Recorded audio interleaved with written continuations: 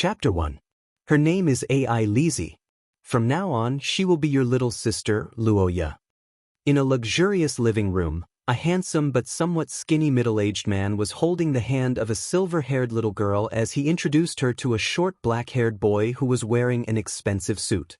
The man's name was Dia Akat, a noble of the Saint Maester Empire, a marquis, the chief wizard of the paladins, the head of the Akat family, and also the father of the little boy Luoya Akat, who was less than 10 years old. Luoya Akat, 9 years old this year, the only son of the marquis family. His facial features were handsome, and his black hair was slightly long. He was 1.4 meters tall, which was slightly short for a well-nourished noble at this age. His skinny body showed that he didn't exercise enough. The noble education he received from a young age made him calm and quiet. His first impression was that he was a good type. However, these were all appearances. In reality, Luoya was a notorious bully. Although he was young, he had a lot of bad deeds. Even the servants in the Marquis mansion would change their expressions when they mentioned him. And it was precisely this kind of young thug who was currently staring intently at the girl who was about to become his adopted sister. The golden pupils that he inherited from his mother constricted and emitted a radiance. His expression was abnormally ugly and his body was as stiff as a stone statue in a garden fountain. "Luoya, what are you doing? You scared her." The middle-aged man who saw Ai Lizzie shrink back in fear because of Luoya's expression was a little embarrassed. He could only lower his voice and yell at his son, who was only passable on the outside, but naughty on the inside. "Is it necessary? Is it necessary? Ai Lizzie is good-looking, but you are the son of a marquis. Where are the manners that the etiquette teacher taught you?" Dia Akat's white face was a little red because of his son's embarrassing behavior. He raised his hand and wanted to slap this brat, but just as he raised his hand, he thought of his deceased wife. After hesitating for a moment, he could only sigh. "Ahem, Ai Lizzie, it seems that your Luoya Gidge is tired. It's my fault for making him do so much spell training." Marquis Dia pulled down his old face to mediate for his son while gesturing to the maids beside him.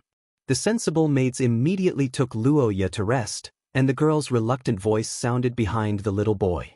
It's fine. It's not father's fault." Luoya Akat was currently doubting his life. Because he had transmigrated, or rather, he had just recalled the memories of his previous life. Luoya, male, female, 20 years old, a university student in the Celestial Empire. He did not have a strange family background, nor did he have a 1,000-layer pancake love experience. He was just an ordinary person. If there was anything different about him, it would probably be that he was more of a homebody. He usually liked to read novels, watch dramas, and play some homebody games. Everyone who understood. But such an ordinary person, who would have thought that he would be so unlucky as to be caught in a traffic accident and slip into the army of transmigrators and become one of them. Thus, he became Luoya Akat, the only son of the ancient Marquis Akat of Saint Maester, one of the 3 strongest countries in the continent. He was the next head of the family, a true aristocrat. If he did not know anything, facing this second life, Luoya would probably be happy to be the foolish son of a rich landlord, squandering to his heart's content and doing whatever he wanted. But unfortunately, Luoya knew something. The Heathcliff family has it. Sorophia has it as well. Lucas Ackman, if this person also has it? Crush. The sound of a heavy book falling to the ground sounded like a death knell striking Luoya's heart. There really is. It's over, it's all over. In the study, the black-haired little boy held his head in disbelief. He could only feel his blood pressure skyrocketing, and his whole body was dizzy as if he had a cerebral thrombosis. "Did I push butter into a pot of oil?" After comparing a large amount of information, Luoya confirmed that he had reincarnated into the world of a game that he once played, and became a great villain. Luoya remembered the name of the game was called Eye of the Recorder. It was a rather strange dating game, and the content was rarely seen. There were many characters to be defeated, and the illustrations were quite exquisite. Unfortunately, it was not popular. There were many reasons why it was not popular, but there were 2 main reasons. One was that it was age-oriented, and the other was that the plot was often ambiguous and unclear. The progress of this game was extremely strange. It was measured in years. If that was all, it would be fine. However, as a script, it often skipped the plot. Wars would break out of nowhere, and the players would fight without knowing what was going on. Sometimes, the characters would even die, including the female lead. Luo Ya's evaluation of this game was that it was strange. The scriptwriter was like a recorder with limited information, and he did not fill in the gaps at all. He was only responsible for writing down what he knew and showing it to the players. Luo Ya played this trashy game because although the character with the same name as him was a villain, he was a handsome guy. For some reason, he was inexplicably immersed in the game, and the female characters were too beautiful. Chapter 2. The name Eye of the Recorder was a strategic galga. In this story, although AI Lizzie was Luo Ya's adopted sister, she was bullied and hated him to the core. In the final battle, she followed the principle of revenge and chopped off his head. The cute little boy with black hair sat on a high chair made of black pagoda wood. He stared at the corner of the table in front of him for a while, repeatedly thinking about one thing: if I count out a death now, would it be too late to change the character? Luo Ya covered his forehead, his little face wrinkled. He wanted to cry out loud. What the hell, are you messing with me? It's fine if you don't give the protagonist the transmigration, but you actually gave it to the antagonist? And it's a public antagonist. You can even give me a side quest. What should I do? My adopted sister is already here. Can the chopper be far away? Calm down, this is the time to calm down. Luo Ya gasped for breath, trying to suppress his emotions with an adult's experience. Don't panic when you encounter a big problem, because panic is useless. Repeatedly chewing on this poisonous chicken soup, Luo Ya felt his condition improve a little. He rubbed his face, trying to find a way to break out of this situation. As the saying goes, everything has a root, there is no love without a reason, and there is no hatred without a reason. Ai Lizzie Akat, the son of Tsangyin whom I met once, hates me to the core after 10 years. Why is that? Luo Ya began to rack his brain to recall the story in the game. He remembered that in Ai Lizzie's side quest, although it was only a few sentences, it did mention the reason why she hated Luo Ya. After summarizing for a long time, Luo Ya thought of 3 points. First, Luo Ya Akat bullied Ai Lizzie since young. Because of his father's pampering, this brat could do whatever he wanted. When he was young, it was common for him to abuse Ai Lizzie who was adopted. Secondly, Ai Lizzie was the only daughter of a baron before she became the adopted child of the Akat family. The baron died in a battle while protecting Luo Ya's father. Thirdly, the Akat family fell from grace. Their adopted daughter, Ai Lizzie, was traded away by Luo Ya as a bargaining chip in an exchange of benefits. Although the game didn't explain the details, judging from Ai Lizzie's beauty, tisk, this Luo Ya is not only disdainful, but there's also something wrong with his brain. Don't tell me he's an ox chief? Wouldn't it be better to leave it for him to push? Besides, that's Ai Lizzie. Do you know how strong she is in the later stages? Son of Tsang, undying under the moon. Luo Ya scratched his head speechlessly. He was stunned by the other Luo Ya's actions. At the same time, he ranked the 3 reasons in his mind.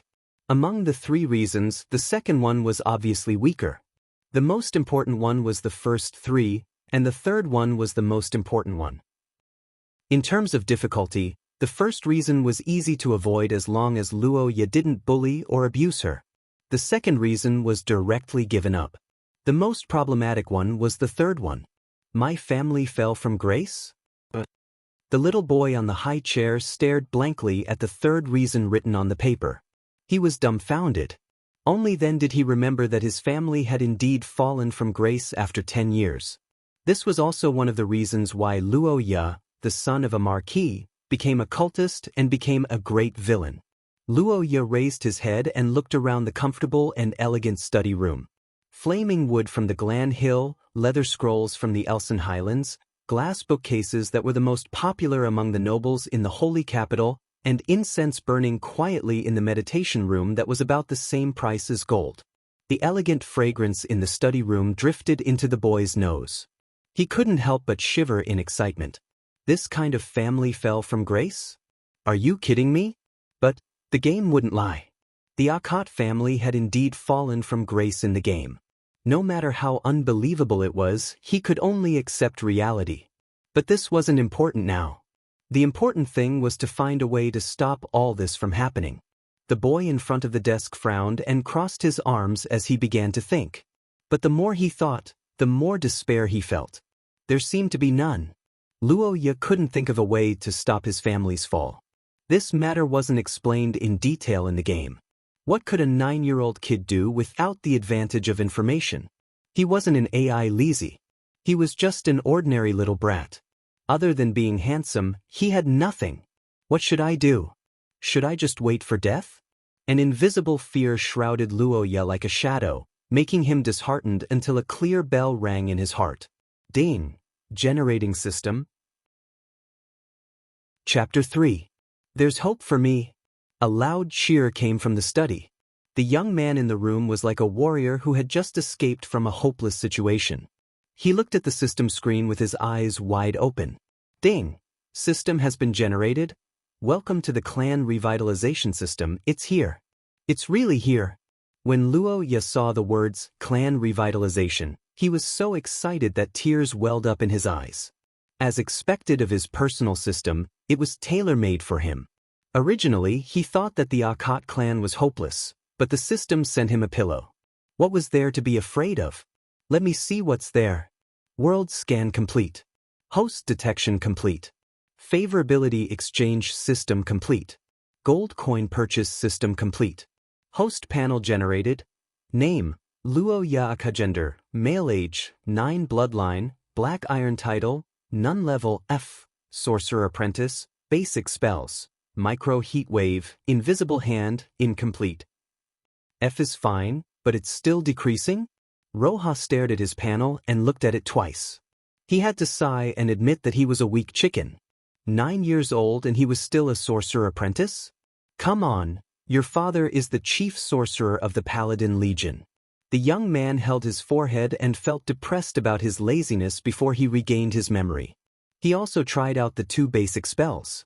Micro Heat Wave was a gust of warm wind that blew out from his palms. It was probably at the level of a dryer. As for Invisible Hand, it was a skill that used magic to grab something from a distance. As for why there was the word incomplete in the skill, Luoya looked at the middle finger of the invisible hand floating in front of him. His face twitched as he felt insulted. Forget it, these are not important. With the help of the system, why worry about not reaching the peak of life? Let's take a look at the exchange area first. Luoya calmed his mind and focused on the system again. Favorability exchange area. You can collect favorability from nearby intelligent creatures and convert it into points to exchange for facilities and items to revitalize your family.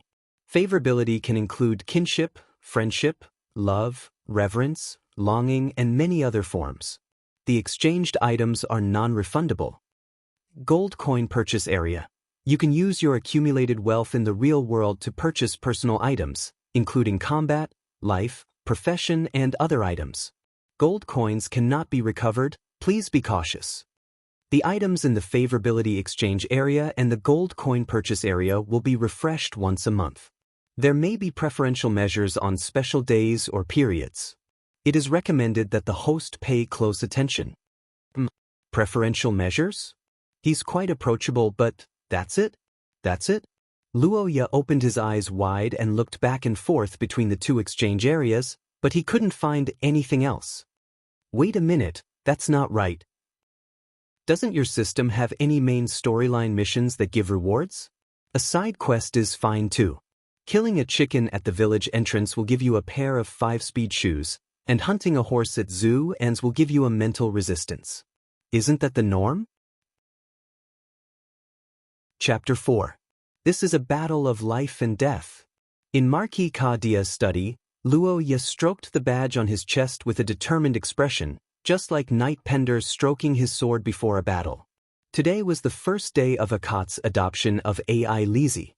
Without a doubt, it was an important day, but because he had recovered his memories of his past life, Luoya had already ruined their first meeting.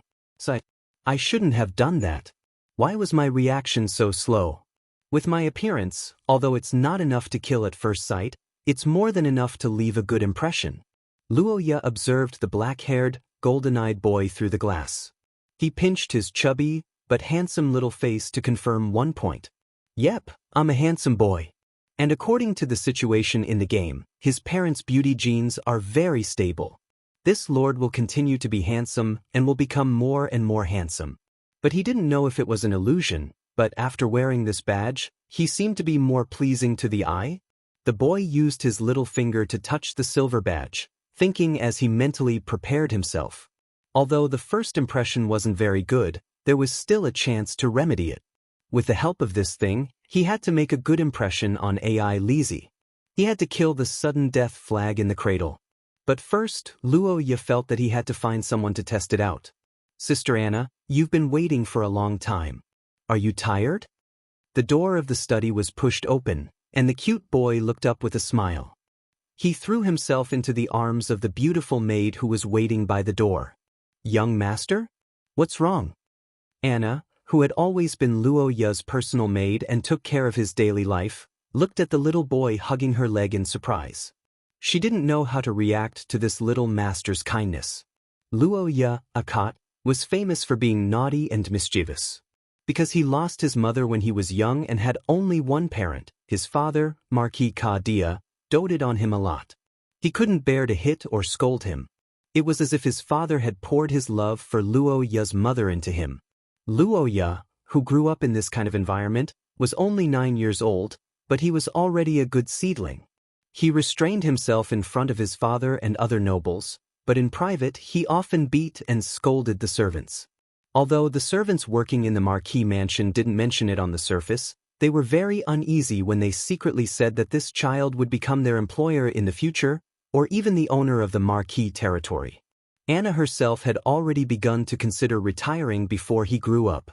Such a reserve-duty ruffian had a sudden change in attitude today. Was it a spur of the moment or was he plotting something? Anna maintained a smile on her face, but she was secretly vigilant. On the other side, Luoya continued to carry out his plan. It's nothing. I just read a storybook. It said that children like Luoya will be eaten by the werewolves in the Sharon Forest. Luoya doesn't want to be eaten, sob. The black-haired little boy choked as he spoke. His face was wrinkled together, and tears were falling down. His little hands couldn't wipe them clean. Anna, who saw this scene, was shocked.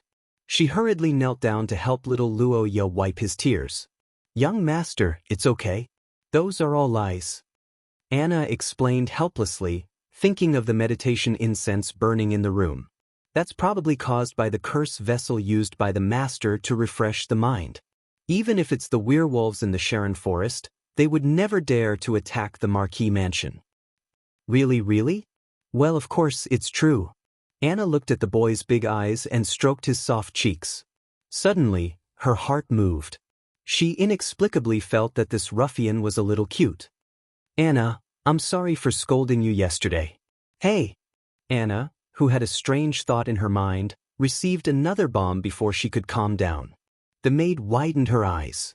She didn't expect the young master, who had always been arrogant, to apologize.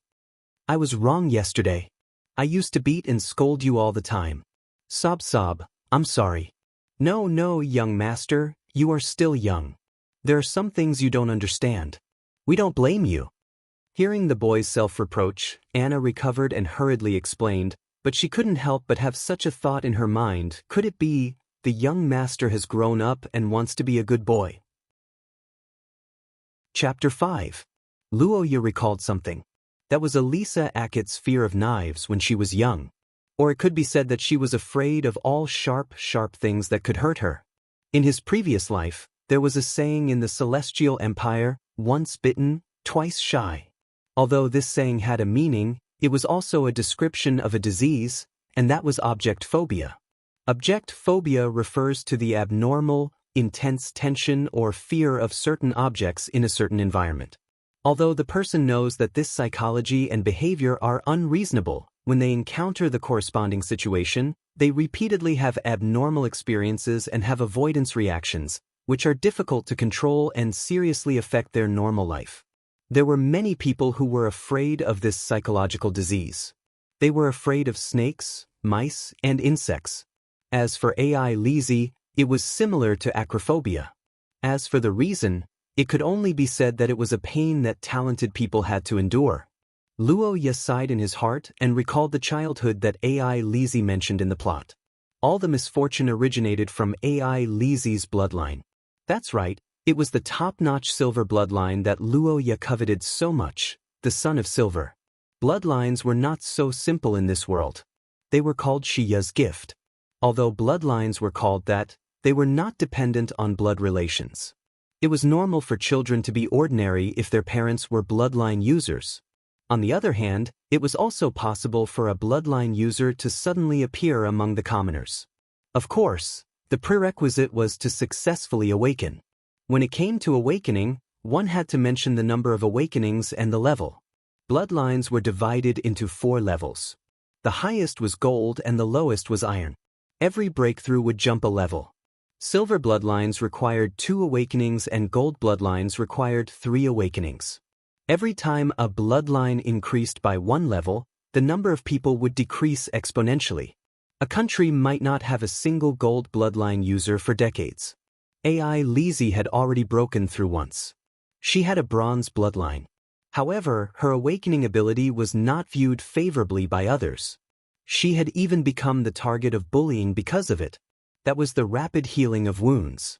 It didn't sound like much, but most people wouldn't be able to get used to the sight of the flesh wriggling and the skin regenerating, let alone the brats who hadn't seen much of the world. This kind of uniqueness, her father not being at home all year round, and her shy and introverted personality, led to Elisa's tragic childhood. Of course, another reason was that no one thought that this girl, who seemed to have nothing except for her beauty, would have a second awakening and become a silver. Her ability would completely transform and blossom. Luo Ye thought of many things while the silver-haired girl on the other side of the table was trembling. The blades of the table knives reflected their shadows, and the prongs of the forks shone brightly. Little AI Lizzie looked at them and recalled her own experience. It was at the princess's birthday banquet a year ago. Her father, who was a glutton for alcohol, got drunk. A few children from the Viscount's family, who had been bullying her, surrounded her with the young master of the Count's family. They stabbed her body with knives and forks, ignored her cries, and dragged her away by her hair. They even wanted to use a fork to stab her eyes to see if she could regenerate. Fortunately, an adult accidentally saw the group of children's atrocities and caused them to disperse. Otherwise, AI Lizzie would have been treated like hell that night. Even so, it still became a nightmare for her. Since then, Elisa had been afraid of knives and forks. Not only was she afraid of being pointed at by a knife and fork, but she was also afraid of eating by herself. The Baron had comforted her and wanted her to overcome this psychological barrier, but it ended in failure. From then on, AI Lizzie's utensils became spoons. This situation lasted for about a year, but no one knew that she couldn't use knives and forks until she came to Marquis Ackett's house. Today, the main dish for lunch was a fried lamb chop that required knives and forks. In the dining hall, the delicious dishes were already served. The servants were standing at the back, waiting for orders. The black-haired, golden-eyed boy picked up his utensils, and the metallic glint made AI Lizzie visibly tremble. AI Lizzie, our Ackett family's lamb chop is famous for its deliciousness. Quickly try it. Luo Ye looked at the silver-haired girl, who was on the verge of fear, and said these words to block her path of retreat. It wasn't some bad taste, nor was it to make her afraid.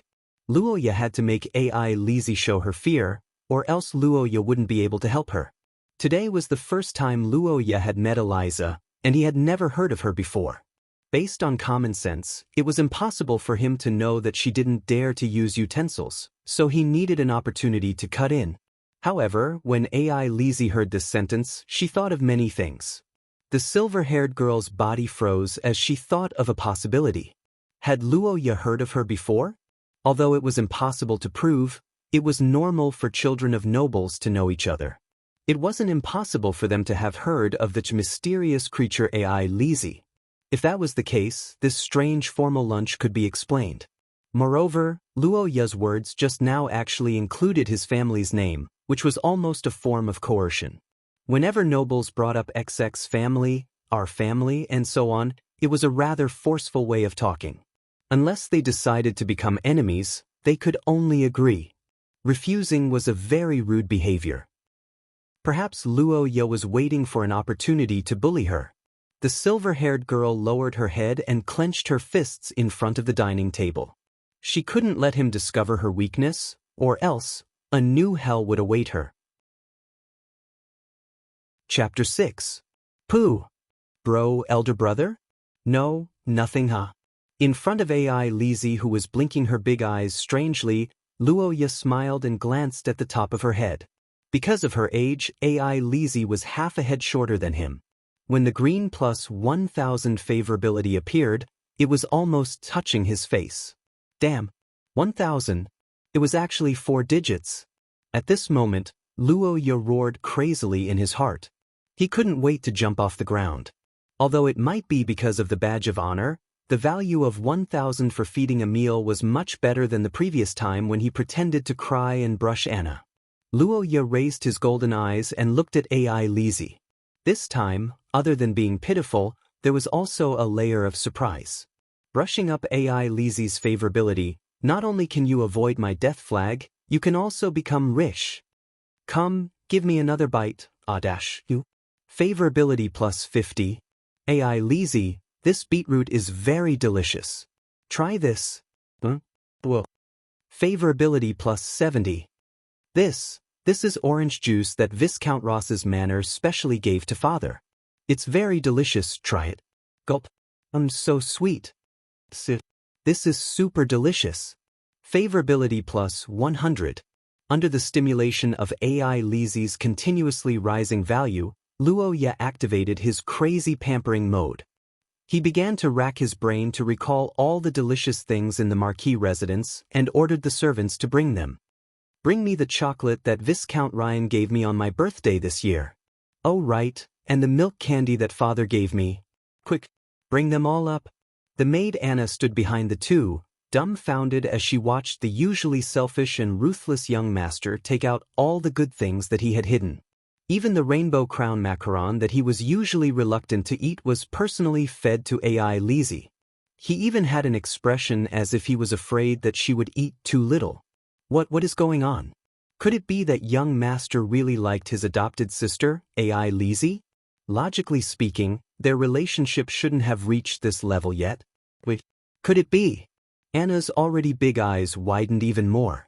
Looking at the loving young man and woman, she felt that she had discovered the truth. So that's how it is. Is that so? Indeed, Miss AI Lizzie was a beauty in the making. Anna observed the silver-haired girl who was smiling happily. Her lips curled up, and an adult smile appeared on her face. No wonder young master was so abnormal when we first met today. It turned out that he had fallen in love with little AI Lizzie at first sight. Aya, children these days are really precocious. Anna reached out to touch her slightly hot cheeks.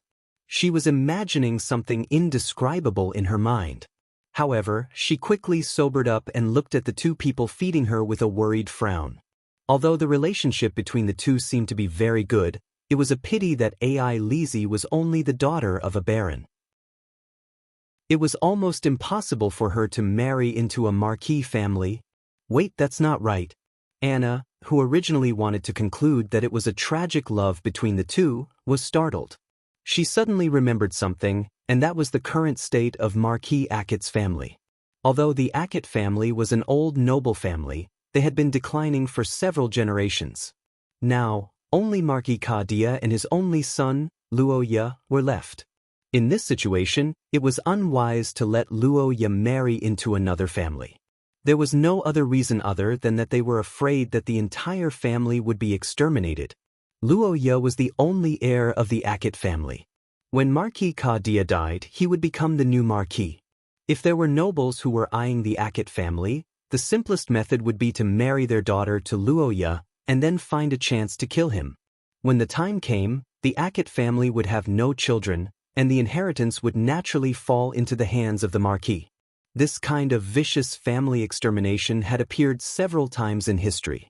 Although it was condemned by the nobles, as long as there was no evidence of murder, it was completely legal. Chapter 7.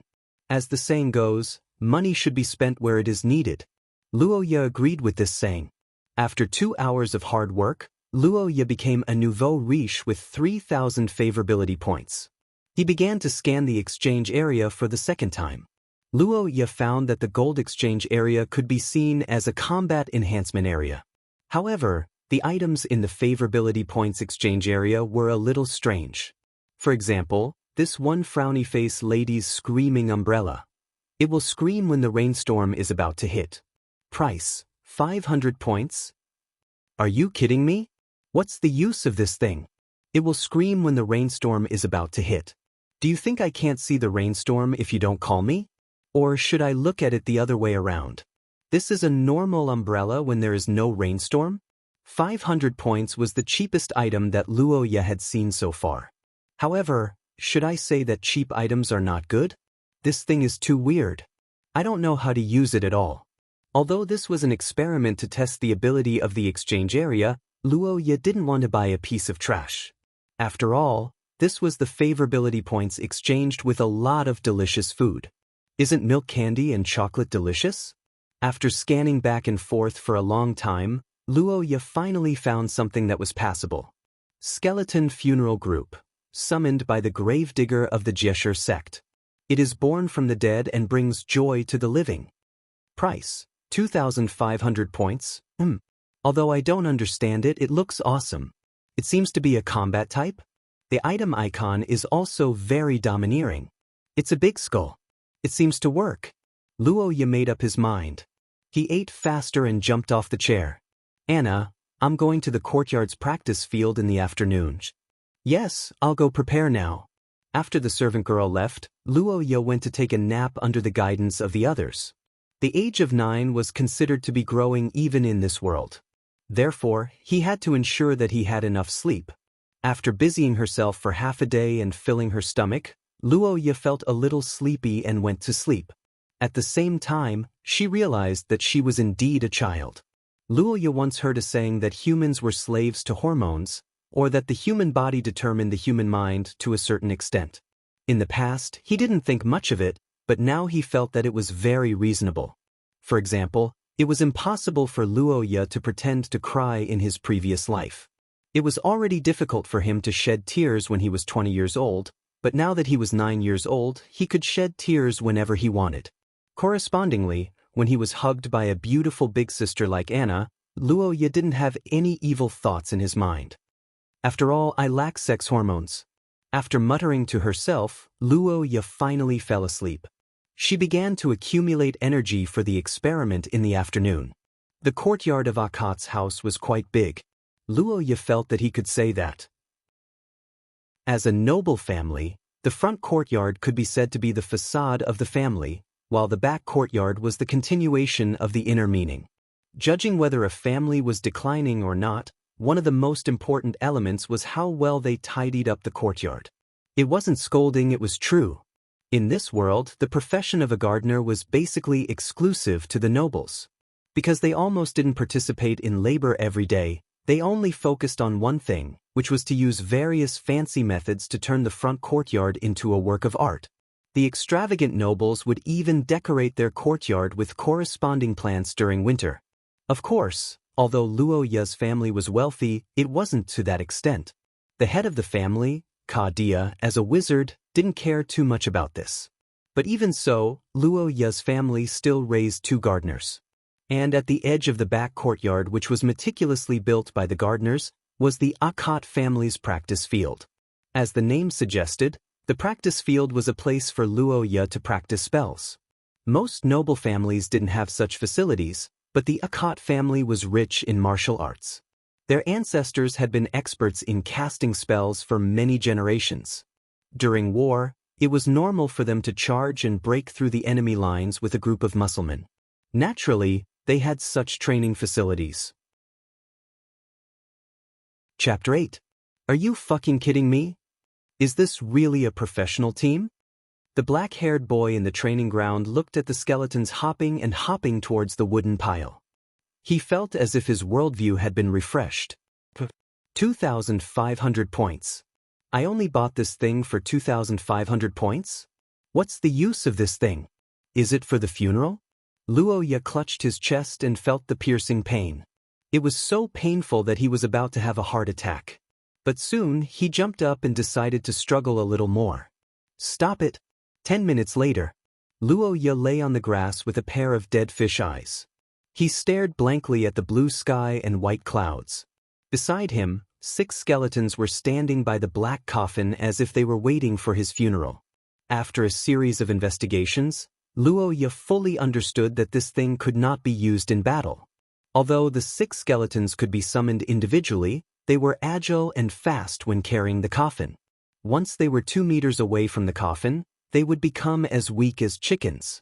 Even Luoya, who was at F level, could fight them to a draw. Luoya was only 9 years old. He was not even considered a wizard apprentice. One Luoya's combat power was about 1 goose. These 6 skeletons were Luoya x6. Although there was no such thing as a professional in this world, strength was also divided into levels. The system's level evaluation was based on the overall combat power. An ordinary adult male without any abilities would be at F level. A mutant who had received militia training would be at E level. A knight or a warrior would be at least at D level. These skeletons were F level trash 2 meters away from the coffin. Even if they were within 2 meters of the coffin, they were only F+ level. Under such circumstances, a single E-level militia would be able to wipe them out by themselves. Luoya had also checked the coffin they were carrying. It was empty, but the material of the coffin was good. Summoned creature of the gravedigger of the Jesher sect. Born from the dead, it brings joy to the living. Looking at this introduction and recalling the funeral dance of the skeletons, Luoya smiled numbly. So, this is what it means to live towards death and bring joy to the living. Jesher sect, I will remember you. In the future, if I see these words again, I'm a dog. After gnashing his teeth and swearing for a while, Luoya gradually calmed down. Although the shopping experience was very bad, it must be said that the exchange item was verified successfully. This was the most important point. Although 2,500 points was a pity, it was almost negligible in the eyes of the future. As long as he had the system's 2 exchange stores, he would be able to spread his wings and soar to the peak of his life sooner or later. Just thinking about it made him a little excited. After calming down, Luoya looked at the funeral procession of the skeletons more pleasing to the eye. There was another reward from this shopping experience, which was that he was able to confirm the attributes of the 2 exchange areas.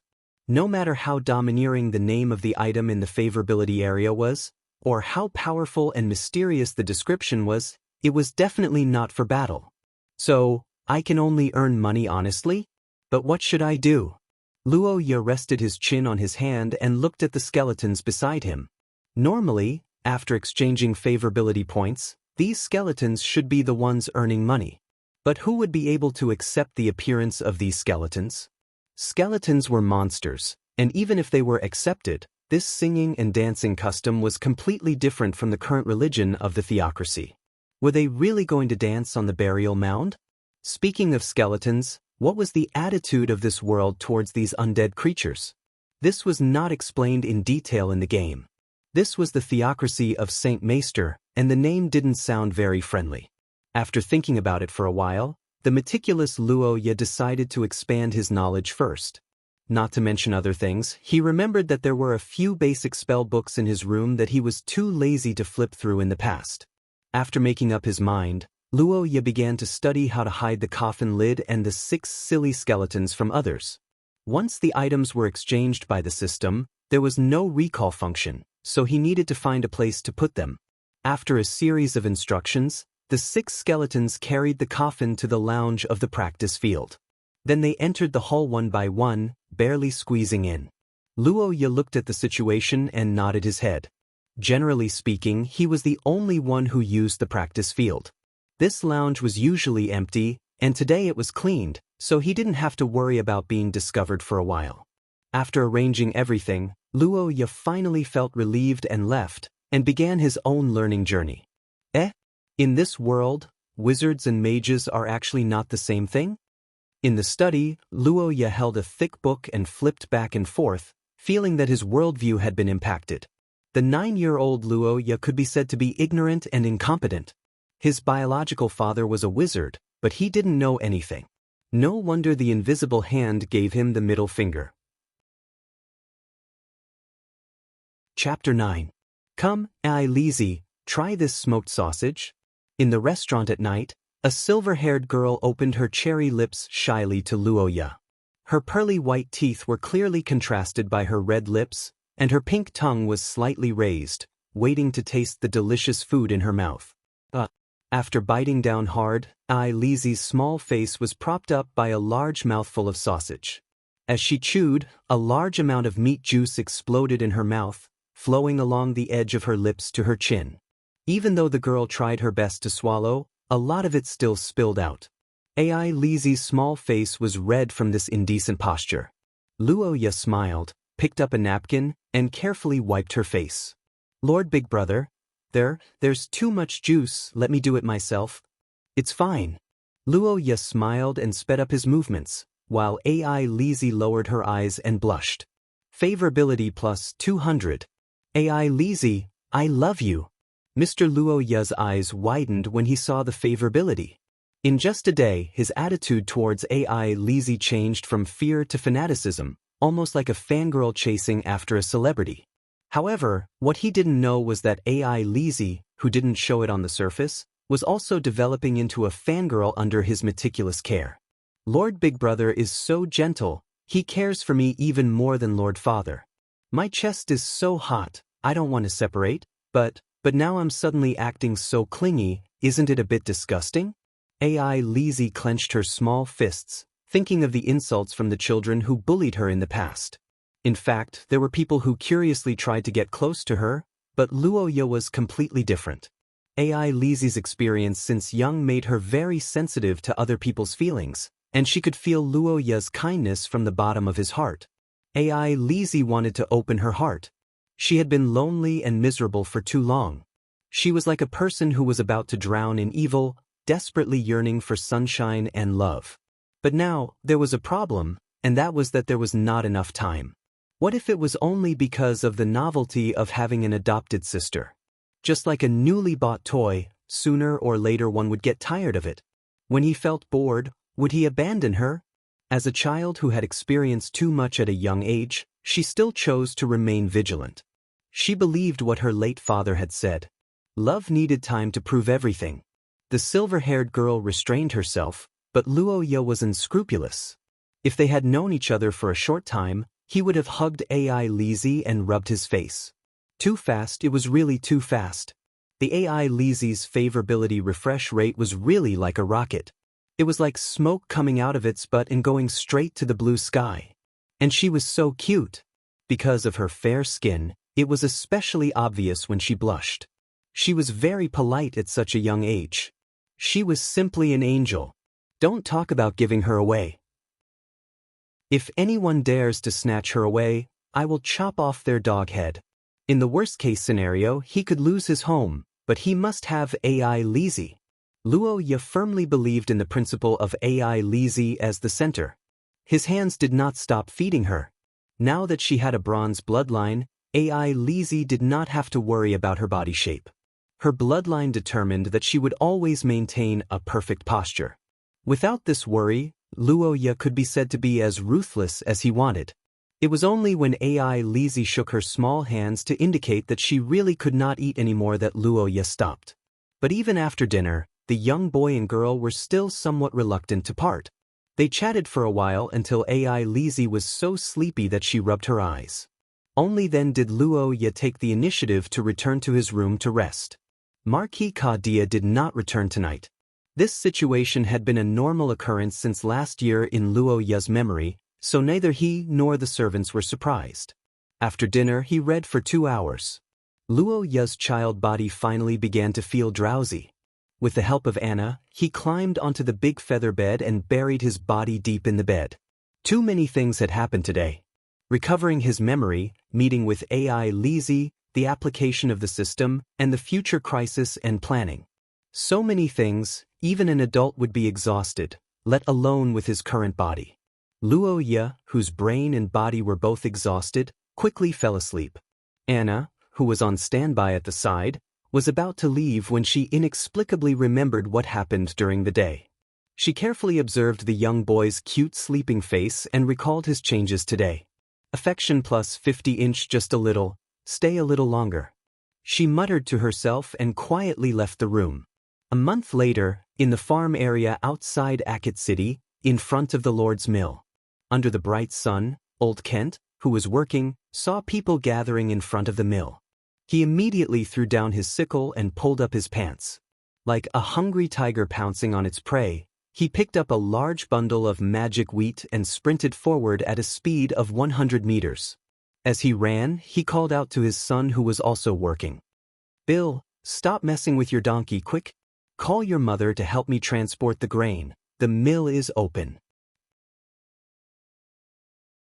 Chapter 10. What kind of person was young Master Luo Ye Akot? If this question was asked to the farmers of Akot a month ago, he would have been laughed at for being stupid. After all, a noble like young Master Luo Ye lived in a mansion in the city. Not to mention the people in the city, how could the farmers outside the city see him? But since a month ago, a miracle had happened. The young master of the Marquis mansion actually lowered himself to see the old farmers outside the city. Old Kent and the others were lucky enough to see the young master's face. Everyone's first reaction when they saw Luo Ye was basically the same. That was to take a second look at him because he was good-looking. Luo Ye's face was very powerful when it came to gaining favorability. Some said it was cute, some said it was handsome, but in short, it was a good face that met the standards of the public.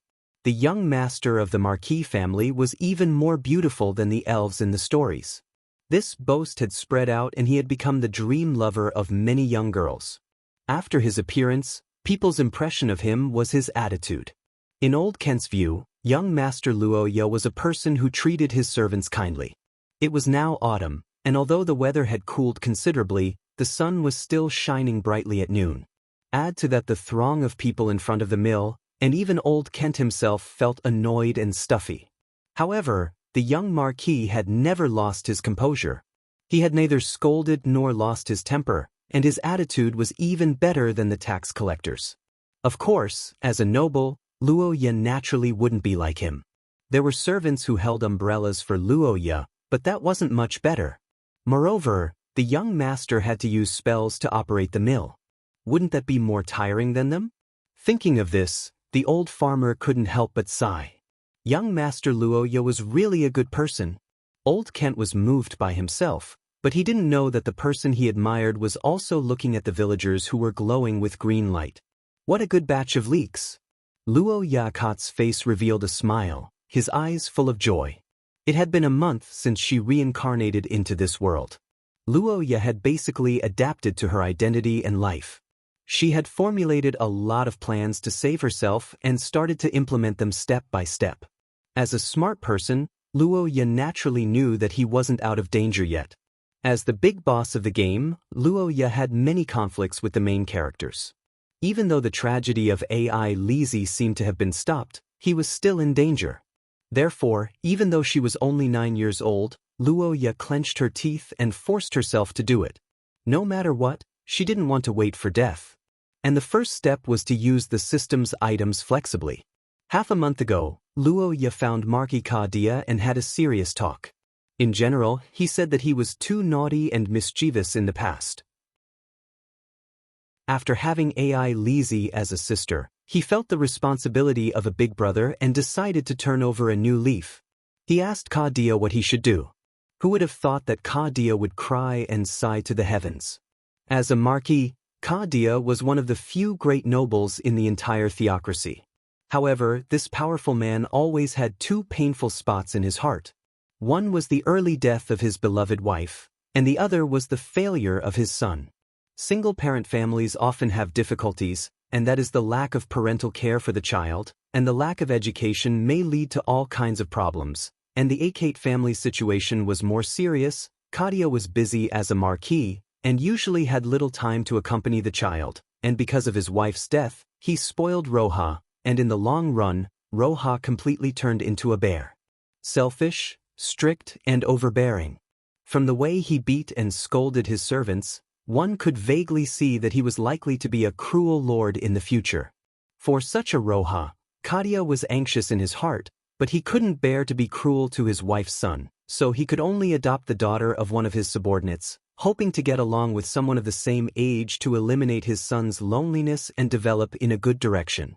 Although that was what he thought, he did not expect it to be so effective. It was almost immediate. Kadia was very excited, but he did not forget to point out a direction for Luoya. After some hesitation, he first told Luoya one thing, and that was, Luoya did not have the talent to become a wizard. Kadia was also quite helpless about this. Luoya was already 9 years old this year, but he was completely incompetent in the study of spells. Back then, he was not only an apprentice, but also an extraordinary at this age. Compared to him, Luoya was not even a weak egg, let alone a weak chicken. However, although he could not become an extraordinary with supernatural powers, and could not become an influential figure in the theocracy like Kadia, as a noble, he did not need these. It would be difficult to take over from Kadia and achieve glory, but it was more than enough to protect the family business and become a powerful noble with the Akate family's wealth. Kadia did not want his child to have any great achievements. Being able to live a peaceful and happy life was more important than anything else. This was probably the true wish of this simple old man, Kadia, and it was similar to most parents in the world. Of course, at this time, Kadia did not know what kind of person his son was. His future was destined to not be peaceful as he had many invisible entanglements with many women. Father, you mean that instead of learning spells, I should learn how to manage a territory and become a good lord? Yes, in your generation the Akate family may be at a low point, but as long as you persevere, there will definitely be a turn for the better. The Akate family was a wizard family. Almost every 1 or 2 generations, there would be a talented representative. Kadia only had one son, Luoya, so Luoya's generation was completely useless. His son's generation was not good enough, but what about his grandson? Find a few more wives, have a few more children, and the chances will be higher. At least in your next generation, there will be at least one person who can carry the banner of our wizard family. Kadia earnestly gave Luoya the highest instructions. The youth's face was tangled and he was speechless for a while. He could only sigh and sigh, as expected of his biological father. What he said was true. However, although it sounded ridiculous, Luoya knew that this was related to the inheritance of the nobility and was not joking. He could only silently nod his head, as if Beidasheng was entrusting his grandson to him. After accompanying his old man in a big circle, Luoya finally prepared enough foundation and began to reveal his true purpose. Father, I am interested in agriculture and taxation. Can you let me be a temporary tax officer and see how my uncles collect taxes? Good look. Look as you wish. As long as you want to learn, I will support you unconditionally. Marquis Kadia, who finally saw hope, waved his hand. He was afraid that Luoya would change his mind after 3 minutes of enthusiasm, so he approved the document on the spot and passed it to him. The efficiency was beyond imagination. Luoya, who had achieved his goal, walked out of the study after expressing his gratitude. Looking at the document in his hand, his eyes were filled with tears. This lord's skeleton laborers can finally take up their duties. Chapter 11. Thank you for your benevolence, my lord. May Shia bless you. Outside the lord's mill, old Kent hitched up the donkey cart and bowed gratefully to Luoya. Behind him, a group of people looked at him with envy and jealousy. Old Kent was lucky today. When he arrived, it was already time for the tax collector to get off work. However, the generous and kind young Master Marquis saw him pulling a large cart of grain and waiting under the hot sun for so long, so he extended the time and worked for another half an hour. As a result, old Kent got on the last bus. One must know that Luoya was a traveling tax collector. He might be here today, but he might not be the next. Old Kent was naturally happy that he got on the last bus, and the others were jealous. It's nothing. I just got off work a little later. This year's harvest is bountiful. Go back and prepare for winter. The noble youth looked at old Kent's glowing green head and smiled. After saying a few words of concern, the old farmer, who was already grateful to Luoya, was greatly moved. The green on his head deepened. Seeing this, the generous and kind young Master Luoya's smile deepened. He couldn't help but applaud his wise decision. When Luoya chose to work overtime to take on old Kent's order, it was naturally because he was kind and soft-hearted. However, it was also because old Kent had given him the most favorability points during the 100m marathon in the fields. He had given him 150 favorability points. Luoya was a little surprised at that time. What a good leak. He was so green and crisp. He would feel embarrassed if he didn't cut him. Young master, it's about time. The beautiful maid's soft voice entered Luoya's ears. The slight warmth made him feel a little itchy. The young man turned his head and saw the soft lump of the maid's breast that had become bigger due to the pressure. Young master? Cough cough. It's nothing. Although Luoya didn't feel anything due to her young age, she still felt a little shy. She adjusted her state of mind and nodded to the defenseless Anna before standing up and walking towards the mill. The servants behind him began to tidy up the tables, chairs, and tea sets. The villagers who didn't get to line up in the distance sighed in disappointment. Luoya listened to them, but he didn't stop. Although he also wanted to harvest those leeks that he didn't have time to deal with, as the saying goes, going too far is as bad as falling short. If he blindly bestowed favors for a long time, it would be taken for granted. When the time came, although he would harvest more leeks, the number of favorability points would not increase. Instead, it might decrease. After a month of exploration, Luoya discovered that the favorability system was very complicated. Take old Kent for example. His high favorability score was naturally due to his gratitude to Luoya, but it was also due to the joy of the limited time discount, the sense of superiority he felt when Luoya made an exception and the satisfaction he felt from the envious gazes of the villagers. All these feelings added up to the 300-plus favorability points that floated above his head. But if Luoya changed from flowing to fixed, then although old Kent would still be grateful, he wouldn't be so happy. To put it bluntly, the favorability system was also a hunger marketing game. Moreover, human nature was complicated. The best way to describe it was to repay kindness with kindness. Thinking of this, Luoya walked into the mill and saw the skeleton pallbearers standing behind the stone mill in a daze. The coffin at the side was also covered in flour. Yes, this was the method that Luoya came up with after spending 2,500 injustice points. Skeleton pallbearers were a service that no one in Akat Hill could enjoy, so it was impossible to earn gold coins. But even if he couldn't earn gold coins, he could still earn back the favorability points. Therefore, after thinking about it, Luoya found a job for these 6 skeletons who didn't know anything other than stable strength. They worked like cows and horses. The combined strength of 6 F+ rank skeletons was more than enough to be compared to a donkey. Pushing the mill wasn't a difficult task, and the coffin was just right for transporting flour. They could lift anything, but they didn't have to lift people. When the flour was full, they just had to carry it to the window and pour it out. Luoya nodded to the 6 skeletons. They were much more pleasing to the eye compared to a few days ago. He then snapped his fingers, and the 6 skeletons folded on the spot again and shrank back into the coffin. The Saint Maester theocracy had a negative attitude towards the undead, but for the wizards who controlled them, as long as they didn't break the law, there was no special punishment. It was said that the undead had existed since the first era of Shia. However, it was written in the canon that if a few skeletons suddenly popped out of a grave, it would cause panic among the villagers. Therefore, Luoya naturally couldn't let the skeletons follow him around. This skeleton pallbearers had now been whitewashed by Luoya into a useless collection of the family. Anyway, the things in the warehouse of the Marquis mansion were passed down by several generations, and Kadia couldn't tell what was inside. Wizard families were really good. Luoya sighed and turned around to walk out of the mill. The guards immediately separated and covered the coffin with a cloth and carried it to the second carriage. As for the first carriage, it was naturally the carriage prepared by the marquis mansion for the young master. Under the cheerful farewell of the villagers, Luoya boarded the luxurious carriage, and his small body sank into the soft sofa. Anna also boarded the carriage and sat on the small chair opposite to watch over him.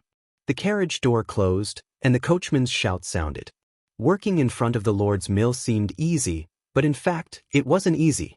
Not to mention the hot weather between summer and autumn, just maintaining a sitting posture in order to maintain the image of a noble was enough to make the young Luoya suffer. Luoya's stiff body slowly relaxed. The busy day was over, and the tired Luoya could finally rest for a while. Chapter 12.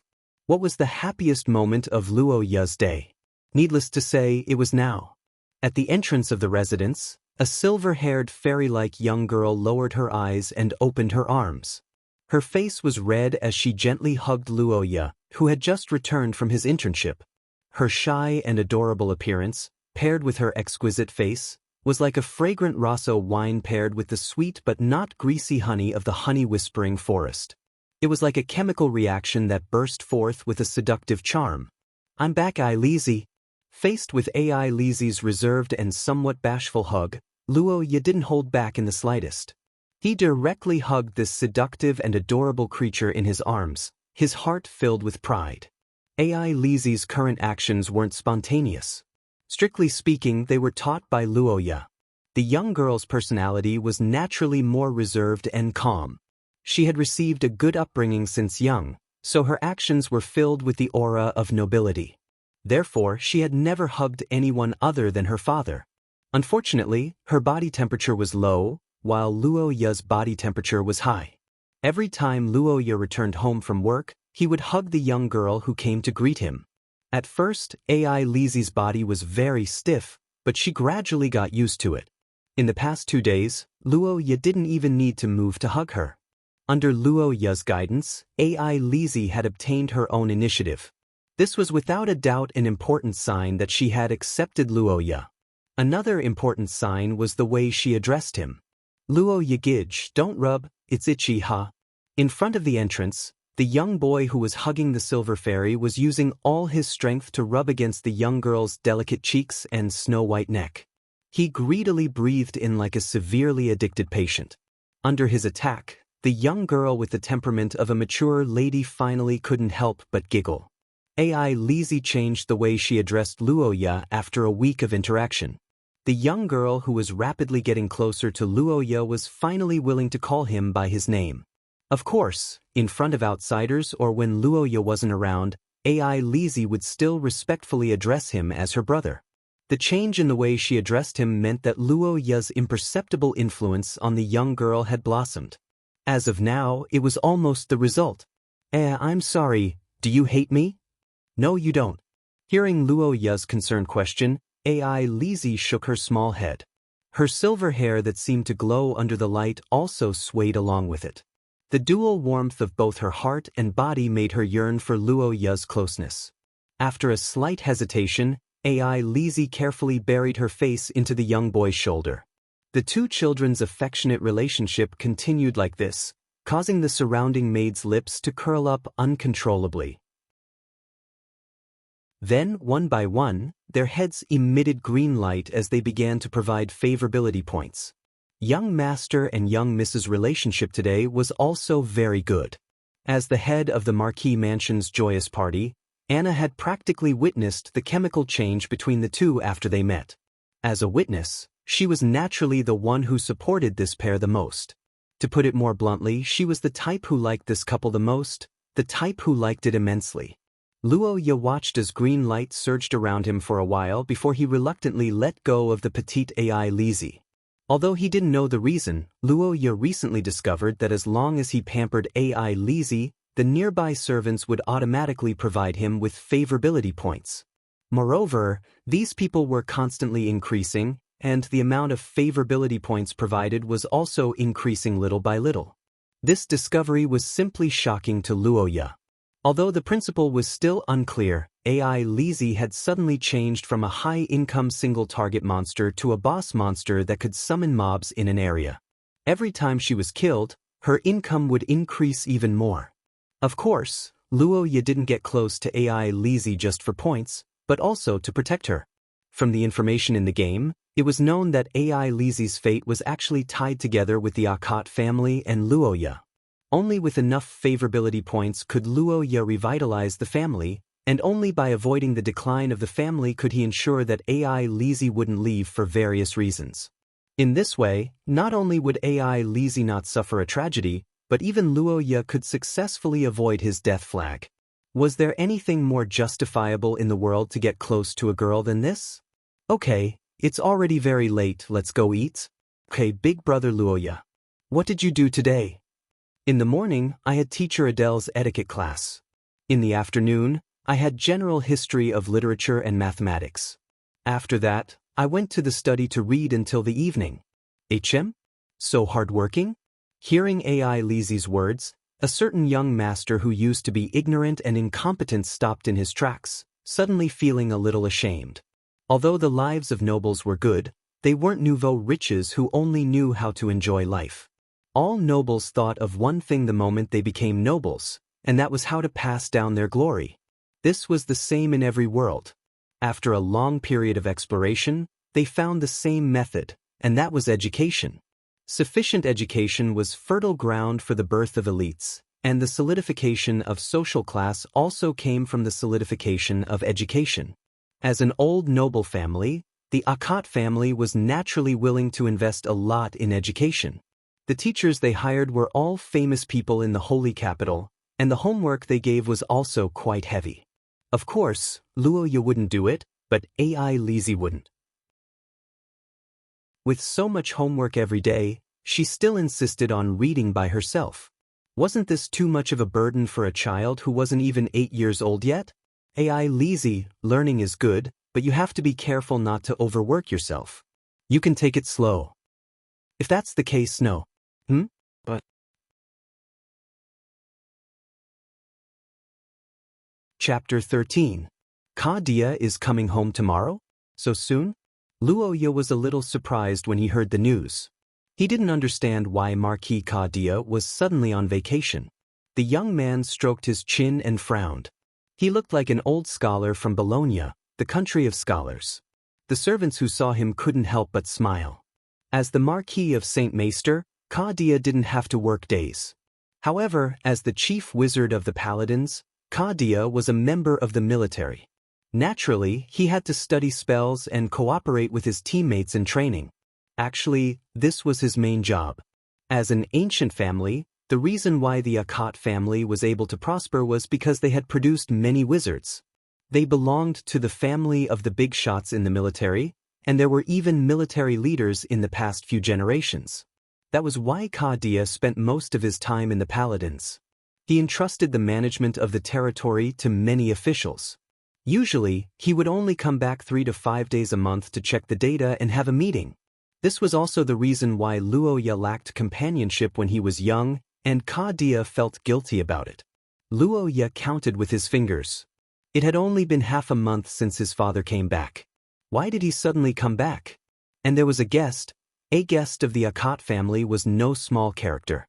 At the very least, it had to be a noble with a noble rank or above. The message sent back in advance was basically to tell Luoya to prepare well. It was an important guest. Who exactly was this person who had come to greet them with such enthusiasm? Luoya thought about it carefully and decided to eat. He didn't have a choice.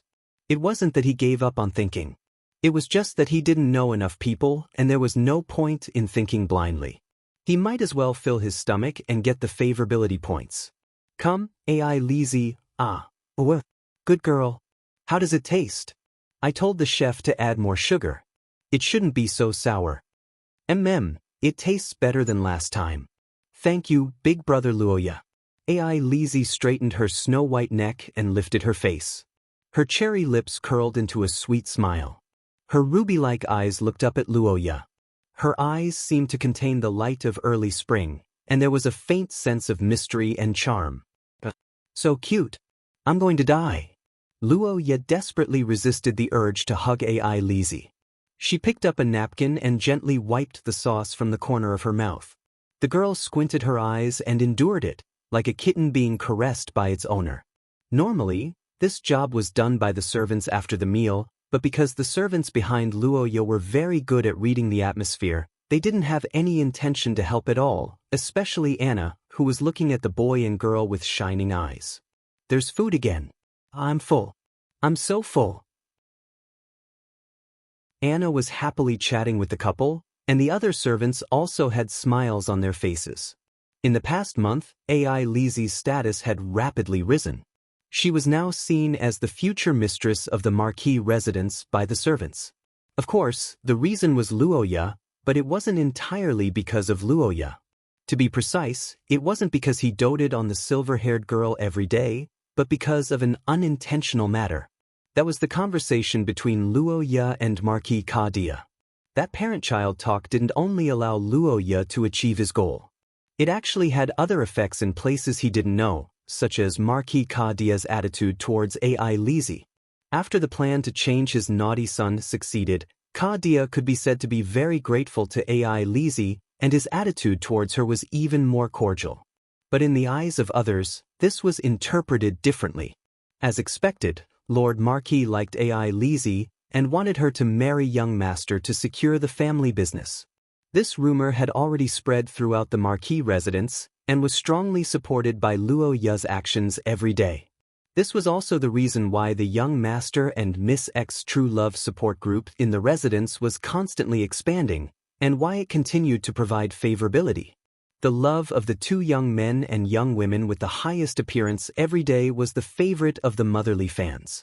And from another point of view, the mistress who had known each other since childhood was naturally more welcomed by the servants of the residence than an outsider who had married in with her own group of servants. Good. Young master, you've done well.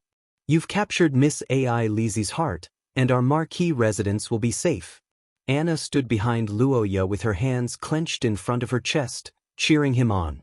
But what she didn't know was that the youth in front of her had no such thoughts. 9 years old was still too early.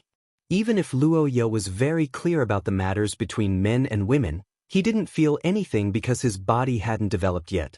Right now, he only felt that AI Lizzie was very cute and was the best way to cure his tired soul. After the usual feeding, Luoya finished his food quickly. Recently, he hadn't been able to spend time with AI Lizzie during the day, so the two decided to make up for it after dinner. As their elder, Kadia wasn't home, so they could stay up late as they wished. Of course, although this was said, a child's body actually became tired very early. Luoya and AI Lizzie basically returned to their rooms around 8 o'clock. As for what to do during the time between dinner and bed, different people had different answers. For the majority of the non-aristocrats in this world who had to do manual labor, this period of time was basically the process of preparing to sleep. Because of the high cost of lighting, ordinary people basically drank tea and chatted before going to sleep. Of course, it was also possible to sleep in another place. But for the aristocrats, the activities at night weren't limited to making babies. In fact, there were quite a few choices. For example, playing chess was a relatively good form of entertainment. Apart from that, they could also read books. Those who were more artistic could dance or play musical instruments. If there were more people, they could even hold a lively moon appreciation party.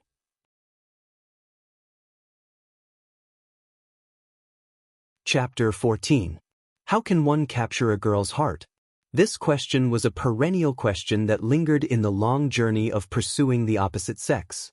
There were many different answers, and it could be said that it differed from person to person. Some girls liked beauty, and they were often attracted by looks. Some girls liked literature, and their requirements for their partners were romantic and talented. However, in the eyes of students during their study period, good grades were often the biggest filter, and intelligence could become their biggest competitiveness. AI Lizzie was a precocious girl. Her experience of being independent since young made her see the world through her own eyes. Even now, because Luoya had pried open her heart, it still couldn't change her independent and intellectual nature. Because of this, she was different from the rest, and was seen as an anomaly by the children. Therefore, she had an abnormal thirst for knowledge, and wanted to use her excellent knowledge to prove herself. Therefore, it was easier for her to be attracted by intelligent protectors. That naturally referred to Luoya. Beside the desk, AI Lizzie looked at the young man who had solved a large piece of paper in a short period of time, and her eyes were practically sparkling. Luoya had already solved the problem that stumped her. This was actually nothing after all. In AI Lizzie's opinion, Luoya had learned more than her, so it was normal for him to be able to solve the problem. But afterwards, Luoya's operation made her realize the difference between the two of them. Luoya not only explained the problem to her, but also helped AI Lizzie check her homework. Of course, it was done on the spot. Brother Luoya, how did you calculate so quickly? This 9 by 9 multiplication table, you can memorize it quickly too. Luoya thanked the ancestors in his previous life for their summary in his heart. He smiled and said, "There are some small tricks, I'll write one for you." Okay. Looking at AI Lizzie's sweet smile and the large amount of affection points above her head, Luoya couldn't help but laugh. He turned his head back and looked at the surprised Anna, and the corner of his mouth curved into a smile. My face is saved. The next morning, Luoya woke up early and had breakfast with AI Lizzie. The two of them didn't stick together as usual. Instead, they made a quick decision and went back to their respective rooms to tidy themselves up and try on their clothes. That's right, it was all because an important guest was coming today. Yesterday evening, the news from Marquis Kadia was not something that he had only heard once.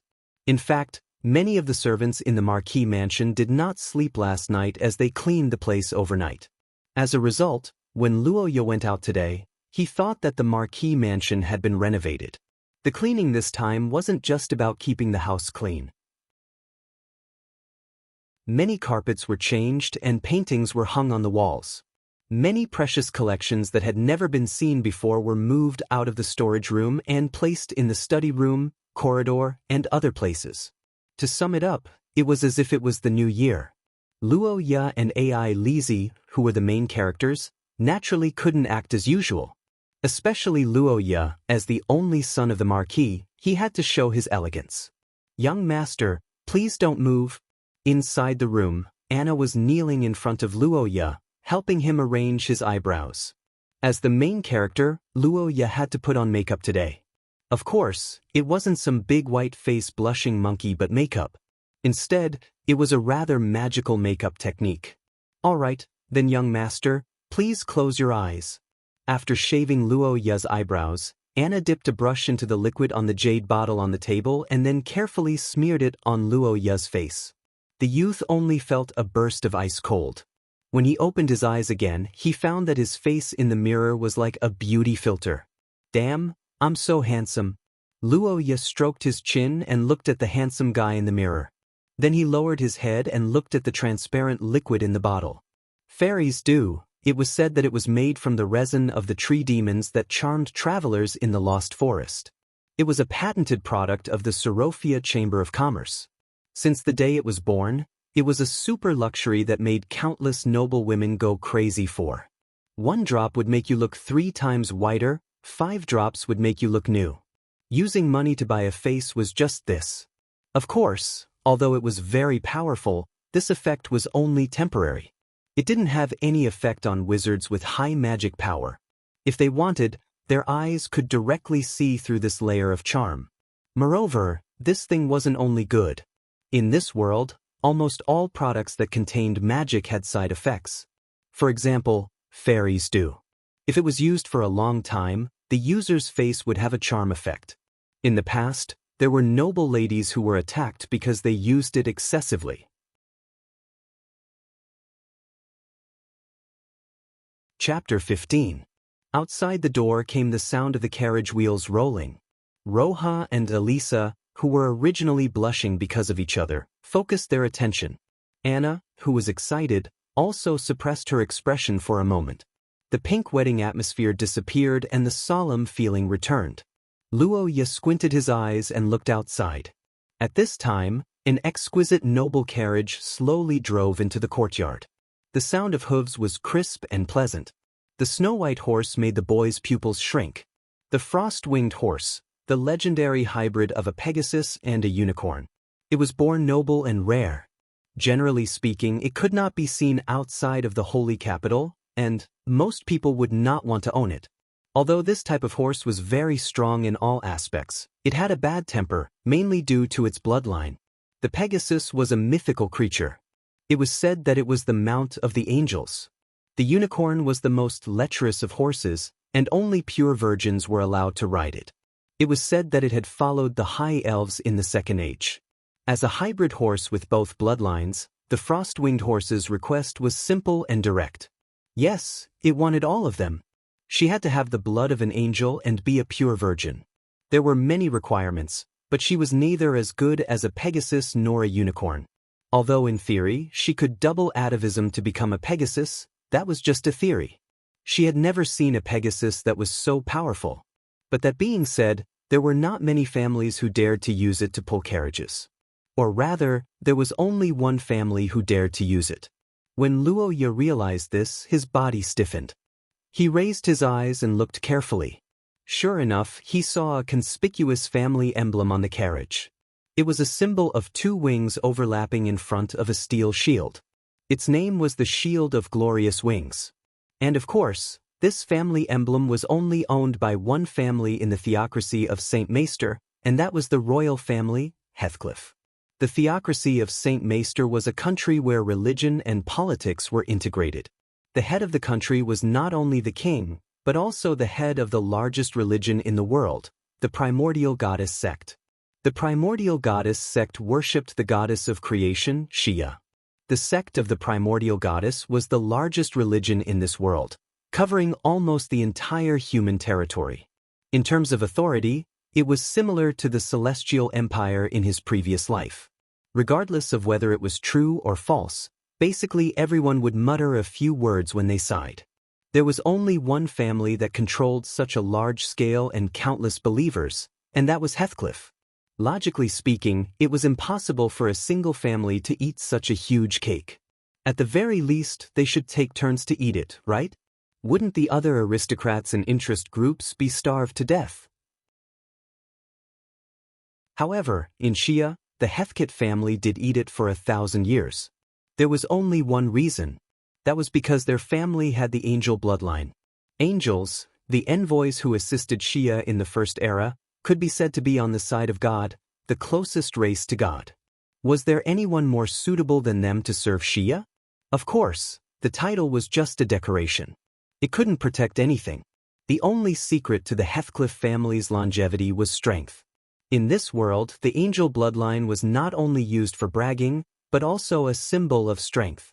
In theory, there were many branches of the angel bloodline, but one thing was certain, and that was, once awakened, it would definitely be the golden bloodline. This could basically be considered as a guarantee for future generations. Whoever reincarnated into his family would really be the Emperor of Europe. Even the main character of Long Outyen was nothing more than this. Sigh, how amazing! Luoya sighed, then quickly took off the badge of honor pinned on his chest. Brother? AI Lizzie blinked when she saw Luoya's strange behavior. The carriage outside the gate stopped at this time. The servant stepped forward to open the gold-carved door, and the three people in the carriage alighted one by one. The first person was Luoya's father, Marquis Kadia. The second person was a blonde, tall man with a serious face. The third person was a young girl. Welcome, Your Highness Kai-in. My name is Luoya Akat. I've often heard my father Kadia Akat talk about your brave deeds. It's an honor to meet you today. In the entrance hall, Luoya greeted the tall blonde man with a kind smile. Her pair of big eyes shone with admiration and longing. It could be said that her acting was quite good. Seeing Luoya like this, Kadia was obviously surprised, but the blonde man laughed. Ha, Kadia, I didn't expect you to say good things about me. The commander of the paladins, Kai-in Heathcliff, was very happy. He didn't expect that the wizard Kadia, who had different political views with him, would praise him behind his back and in front of a child. Sigh, too arrogant.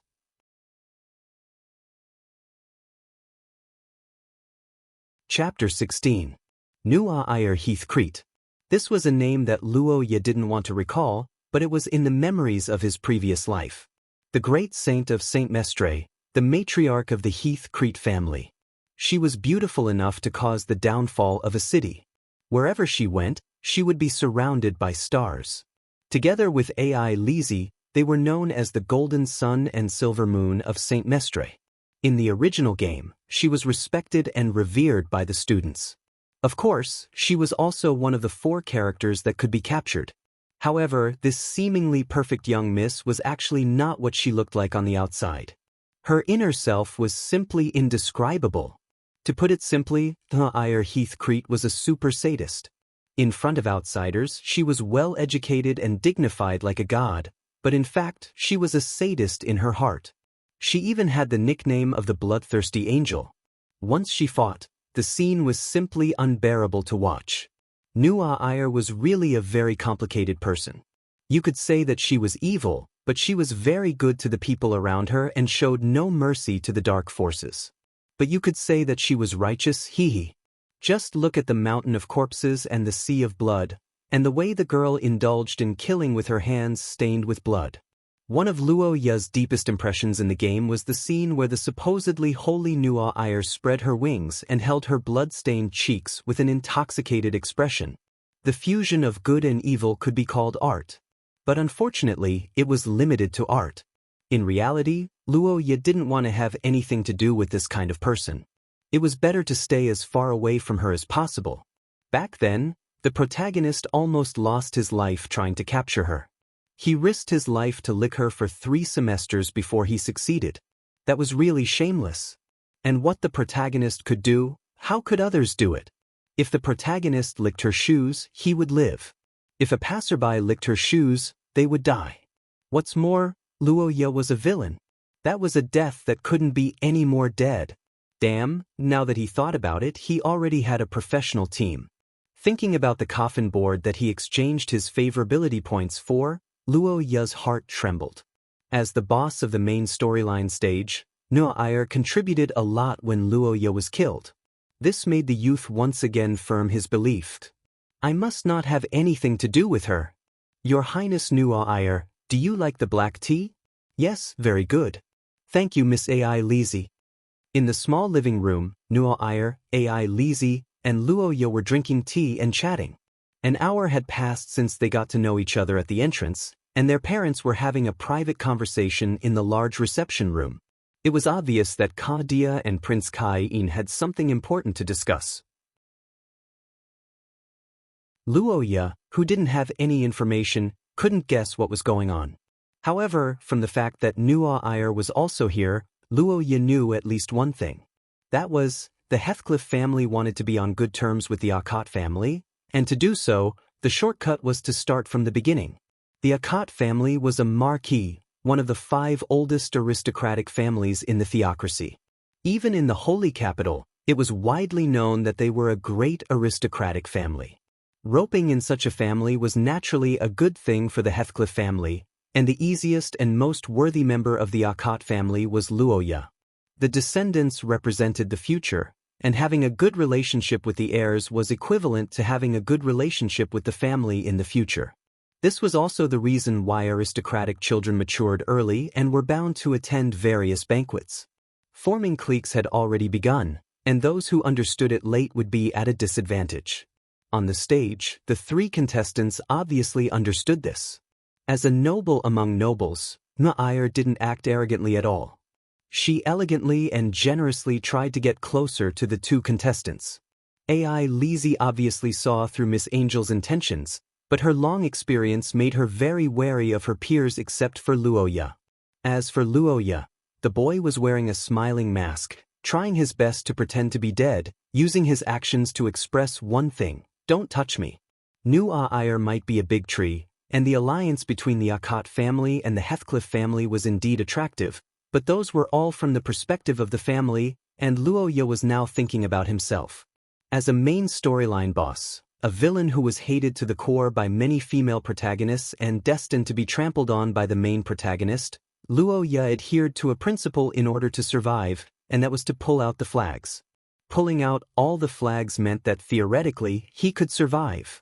No matter how you looked at it, there was nothing wrong with this idea, but in reality, there was a problem, and that was how to pull out the flags. For this problem, Luo Ya's solution was to do something that Luo Ya would never do. The original Luo Ya abused AI Lizzie, so the current Luo Ya would spoil her to the heavens, and so on. If it was the original Luo Ya, Nuo Iyer would have immediately started licking her, but the current Luo Ya had to cut ties with her. Show goodwill? I'm blind, praise? I'm deaf. Anyway, I can't see or hear. No matter what you say, I'll just smile innocently. It doesn't matter if Nuo Iyer hates me. If she hates me to the point that I won't even look at him in the future, that would be great. Luo Ya, can I call you that?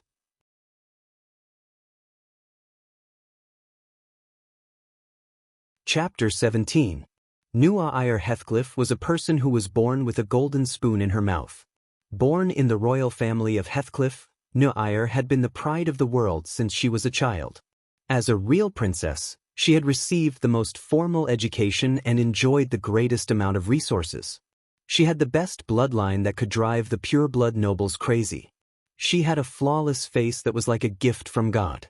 At such a young age, Nuo Iyer was simply blessed by God. She was born with almost all the good things in the world. The nobles and bishops of the palace surrounded her, hoping to leave a good impression on her. Children of the same age were also desperately trying to curry favor with her under the orders of their parents. Praise was like a rising tide that blotted out the sky every day. Nuo Iyer, who had received a complete etiquette education since she was a child, always responded with a smile, elegant and perfect. However, deep in her heart, the girl only had one feeling: boring. So boring that it even felt fake.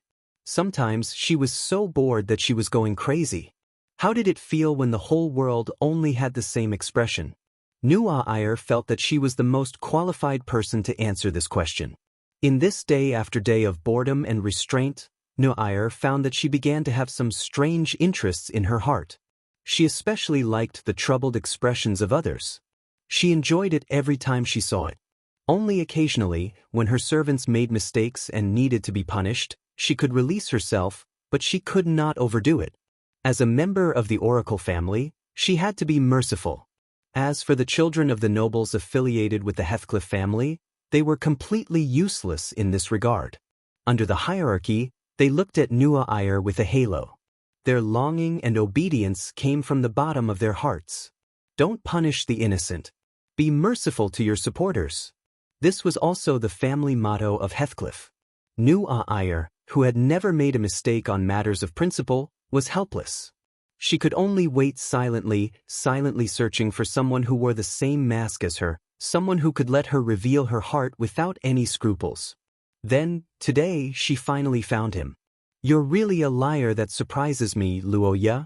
In the small living room where AI Lizzie was sent away, a blonde girl was elegantly sipping her tea, the corners of her mouth curling up uncontrollably. Opposite her was a restless black-haired boy. Your Highness, perhaps there is some misunderstanding between us? Another lie. But it doesn't matter. You can continue. The way you struggle with all your might is pretty good in my eyes. Nuo Iyer squinted her eyes as if she was appreciating something. The happy expression from the bottom of her heart made her delicate face even more delicate. However, in Luo Ya's eyes, this expression was very familiar. This was the happy expression of a Nuo Iyer when it had its eyes on its prey. This sadist is targeting me. What should I do? Can't you stay away from me? I don't want to die. Luo Ya, who was sweating profusely, began to shut her mouth and urgently thought of a countermeasure. Nuo Iyer didn't mind and continued to speak. But to be honest, I'm a little surprised. Let's not talk about other problems for now. I was originally very confident in my own appearance. I didn't expect that even this would be denied by you. Although that little girl named AI Lizzie is also very beautiful, I shouldn't lose to her, right? Why are you so resistant to me? Could it be? Nuo Iyer leaned forward. Her blue eyes gazed at the nervous Luo Ya and smiled sweetly. You know my hidden heart? When the boy heard Nuo Iyer say this sentence, It was as if he heard the sound of a chess piece hitting a chessboard. His whole body stiffened. Regarding the problem of Nuo Air with a lie detector, Luoya only had 3 choices: admit, acquiesce, or deny and admit after being detected. Damn it, what's there to choose? Walking into a dead end, Luoya flew into a rage out of humiliation and directly smashed the pot.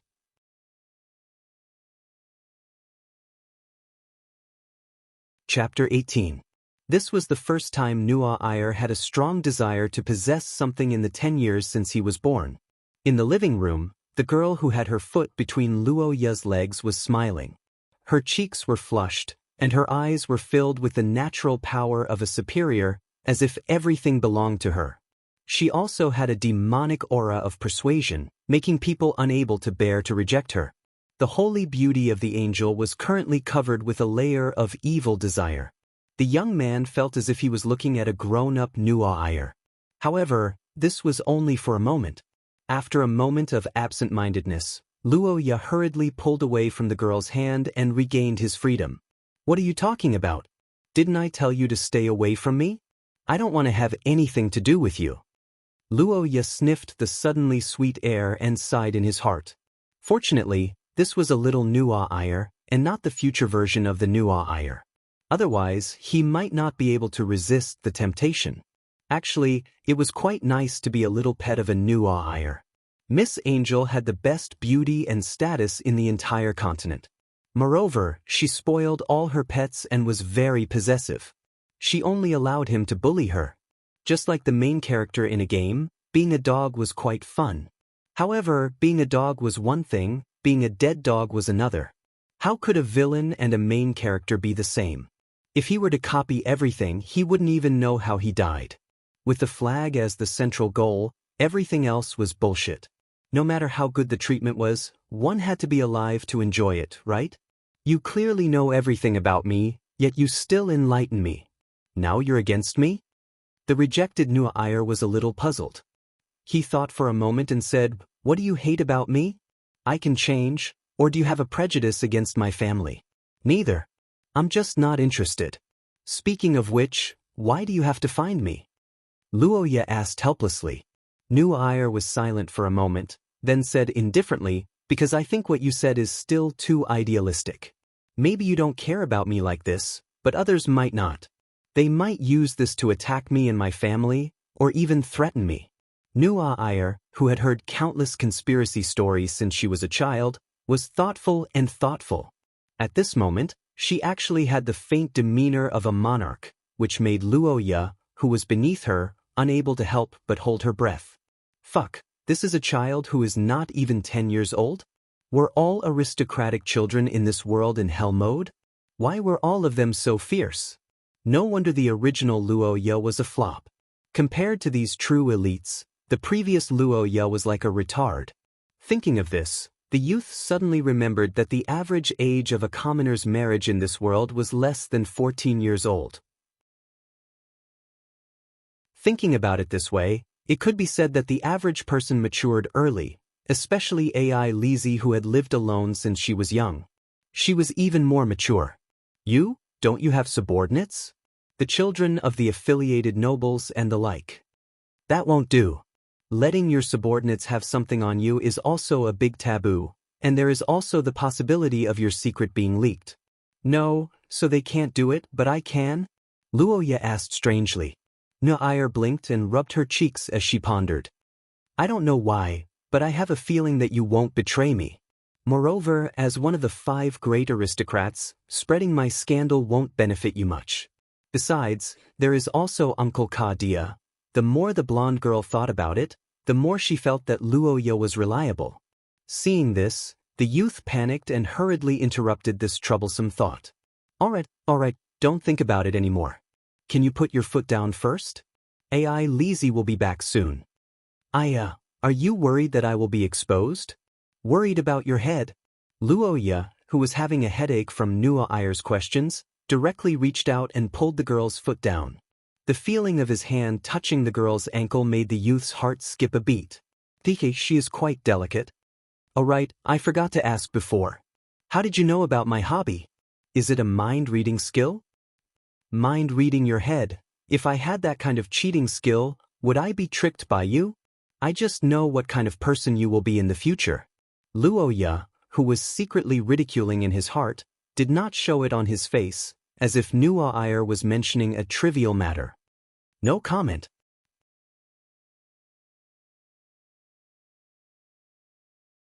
Chapter 19. Dia felt that his son had made a name for himself. Leaning back in his chair, the Marquis recalled today's surprise. Today's meeting was originally meant to be a meeting between Prince Cain and Dia to discuss matters regarding the Order of Knights. Coincidentally, Dia's child was recently receiving guidance from the Order of Knights, and Cain, who doted on his child, wanted to give his child a break, so they came together by coincidence.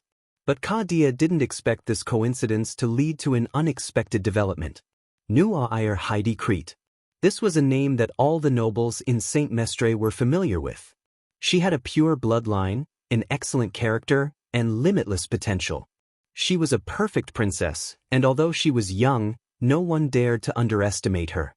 If there was a flaw, it would be that she was too perfect for a child. She wasn't close to anyone other than her family. Even Cain would sometimes complain that his daughter didn't stick to him, as if she didn't want others to understand her. But today, such an independent and aloof flower actually threw herself into the arms of someone she met for the first time. She was even reluctant to part with him. If Dia hadn't seen it with his own eyes, he wouldn't have believed it. What was even more unbelievable was that this person was actually his son. Xiao above, what the hell is going on? Dia was confused. After Cain and the others left, he repeatedly sized up Luoya several times, but couldn't find anything. He could only attribute it to Luoya's own efforts. Ever since that conversation, the youth had changed a lot. This time, the way he received guests was also very different from before. He was very polite and natural. But even so, Luoya must have put in a lot of effort to build a good relationship with the princess. Sigh, it's been hard on the child. Dia lamented that it didn't exist. In fact, it was the complete opposite. He looked at Luoya with a kind gaze. As a father, Dia often thought about how to pave the way for Luoya. He wanted to let his child, who didn't have any supernatural powers, live a better life in this mysterious world. Among them, it could be said that building a good relationship with others was the most important, especially the other noble families. Heidi Crete, as the most powerful force and royalty in the theocracy, was naturally an indispensable part of this. Originally, Dia wanted to pass on his knowledge to Luoya through his relationship with Cain, but he didn't expect that this meeting with Heidi Crete would make it so that he didn't need to do so. On the contrary, Noel's intimacy with Roja made Dia begin to consider whether to change the position of the Akate family and take a step closer to the royal family. With the protection of the royal family and the Akate family, even if Roja didn't have any power, he should be able to live peacefully for the rest of his life. And with the situation of the two children, they should be friendly in the future. Maybe even, no matter what, it was too early to think about this. Dia glanced at the boy who was feeding AI Lizzie and shook his head slightly. His children and grandchildren had their own fortune. Plans couldn't keep up with changes, so it was useless to think about it now. Dia didn't like the traditional aristocratic marriage, because he was free to love. Luoya could be said to be the fruit of true love, which was also one of the main reasons why he had always spoiled his child. Looking at the warm scene of his cute son feeding his young adopted daughter, Dia, who was already in a good mood, ate an extra lamb chop. However, he didn't know that Luoya's feelings were completely different from his. Master, did I mess things up? Since Nuair left, Luoya had been thinking about this problem. As a reincarnated person with memories of his past life, Luoya had always set a goal for his actions. That was to remove the death flag, in other words, to survive. To achieve this goal, Luoya had already summarized several necessary and insufficient conditions. Among them, avoiding the decline of his family, treating AI Lizzie well, and not getting involved with other storyline characters was also one of them. But today, this plan met with a major failure. Don't even talk about getting involved, he was already being targeted. Moreover, it was by one of the four main female leads, Nua Iyer, who was the most difficult to deal with. Calm down, at this time I must be calm. If I think hard, I'm not in a desperate situation. In the end, the reason why he didn't want to meet characters from his past life was because he was afraid of the so-called storyline force. However, after observing for so long, Luoya felt that this kind of thing didn't exist in this world. This was a real world and not a game world. Most people's brains were normal. There was no such thing as love or hate for no reason. The biggest evidence was the improvement in his relationship with AI Lizzie. If there was a so-called storyline force, then no matter what Luoya did, she should hate him. In other words, meeting Nua Iyer this time didn't mean that Luoya would walk on the path of evil villain. Moreover, the relationship between Luoya and Nua Iyer was different from the game. If it was the bully of the past, he would have licked the girl from the bottom of his heart the moment he saw her. He wouldn't have activated the pendant to detect lies, and wouldn't have attracted the Nua Iyer's special attention. Yes, if he thought about it this way, the master's method was completely different from his, then the possibility of the same ending would be smaller. Probably. Luoya repeatedly encouraged himself in his heart. His expression naturally didn't look very good. That distracted look was completely different from the way his eyes lit up when he looked at AI Lizzie.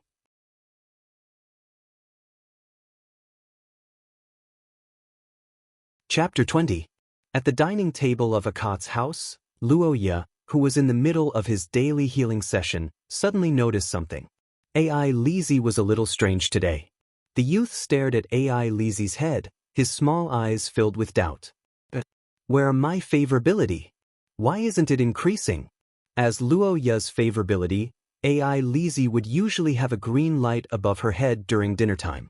However, today, AI Lizzie's head was completely silent. Not a single-digit favorability popped up. Is it because AI Lizzie's favorability isn't green? Or is it because my eyes have a filter? Luoya thought it was strange. He thought that there was a problem with his system, but when he turned his head, he saw Kadia looking at him with a green light above her head. That's not right. There's nothing wrong with the system. Could it be that there's a problem with AI Lizzie? Thinking of this possibility, Luoya carefully observed the girl. Sure enough, he found something strange. Today, AI Lizzie kept her head down and didn't speak much. The smile on her face was very forced. Tears welled up in her ruby-like eyes, as if she was being bullied. What's going on? Seeing AI Lizzie's expression, Luoya was furious. As the core power source of the favorability system, AI Lizzie could be said to be extremely important to Luoya. She could even affect the revival of the territory and affect Luoya's life and death.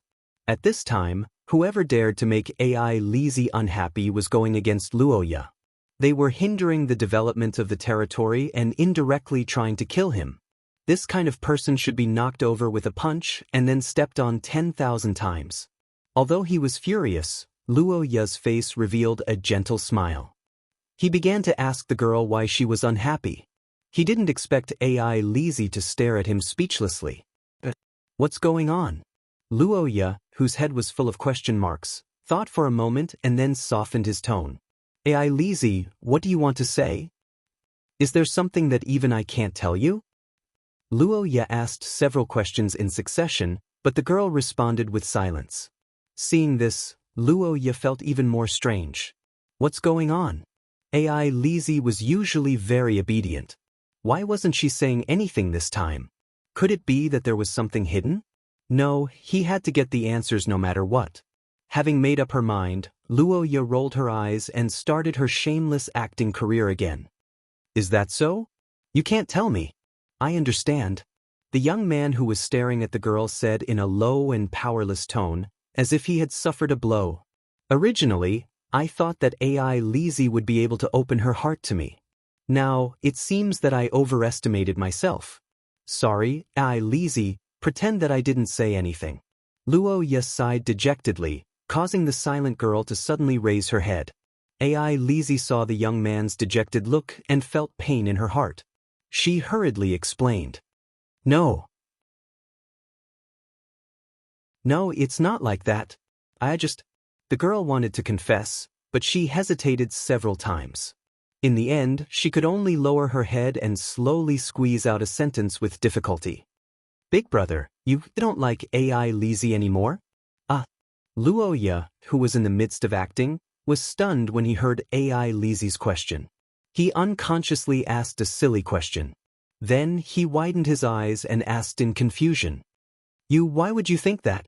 Because compared to me, Big Brother likes Miss New Air more.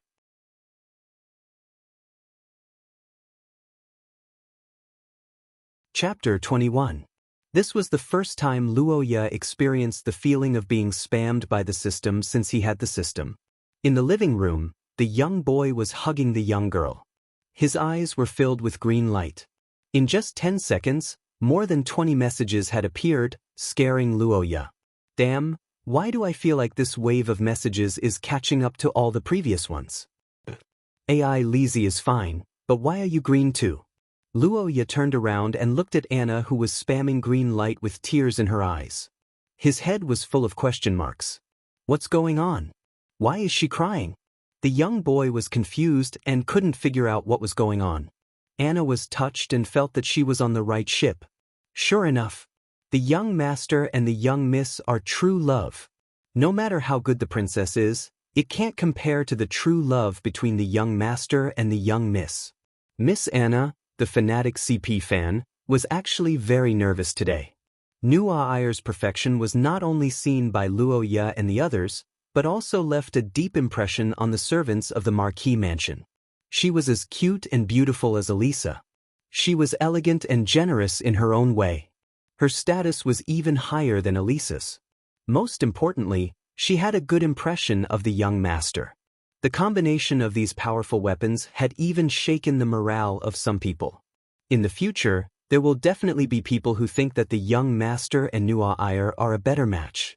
Maybe even the master will think so, but I won't. Anna clenched her hands and looked at the two children hugging each other. She strengthened her belief in her heart. In this world, especially among the nobles, true love was hard to come by. Many couples had never even met each other before they got married. Marriage had become an item with a clear price tag. The value of free love was like the most expensive luxury in the world to some people. It was so unattainable. Perhaps New Air was indeed a perfect princess. With the support of the royal family, the Akat family would be more prosperous.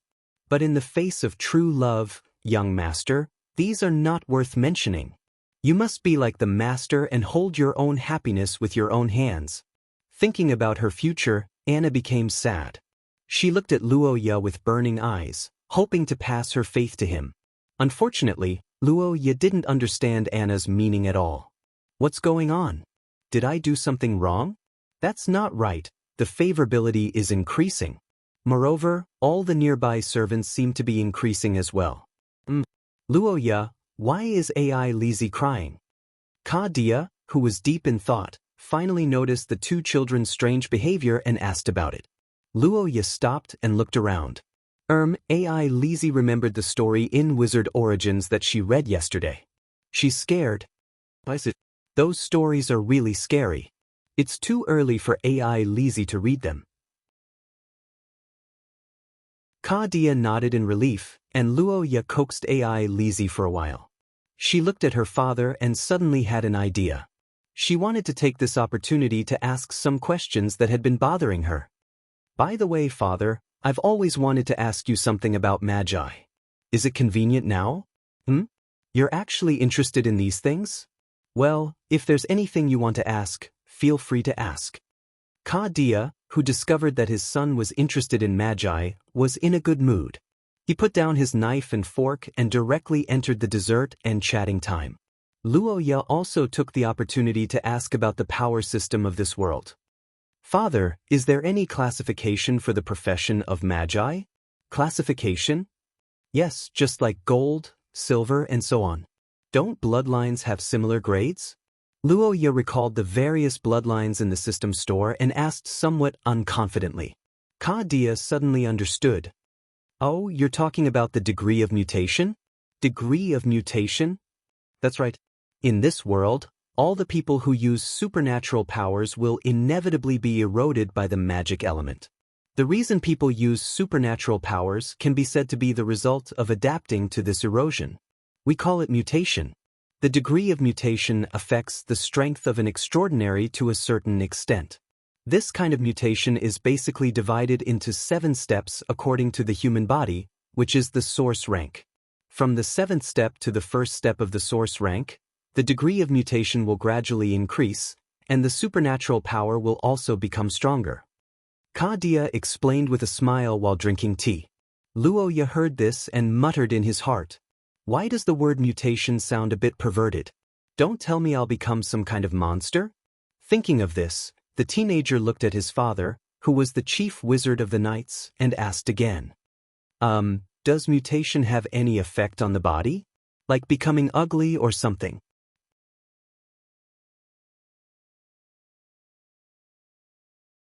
Chapter 22.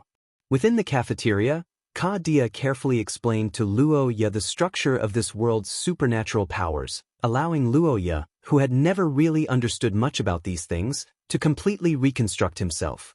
Kadia first explained the concept of shamans. Shamans were a term used to refer to some people, but it wasn't actually an accurate term.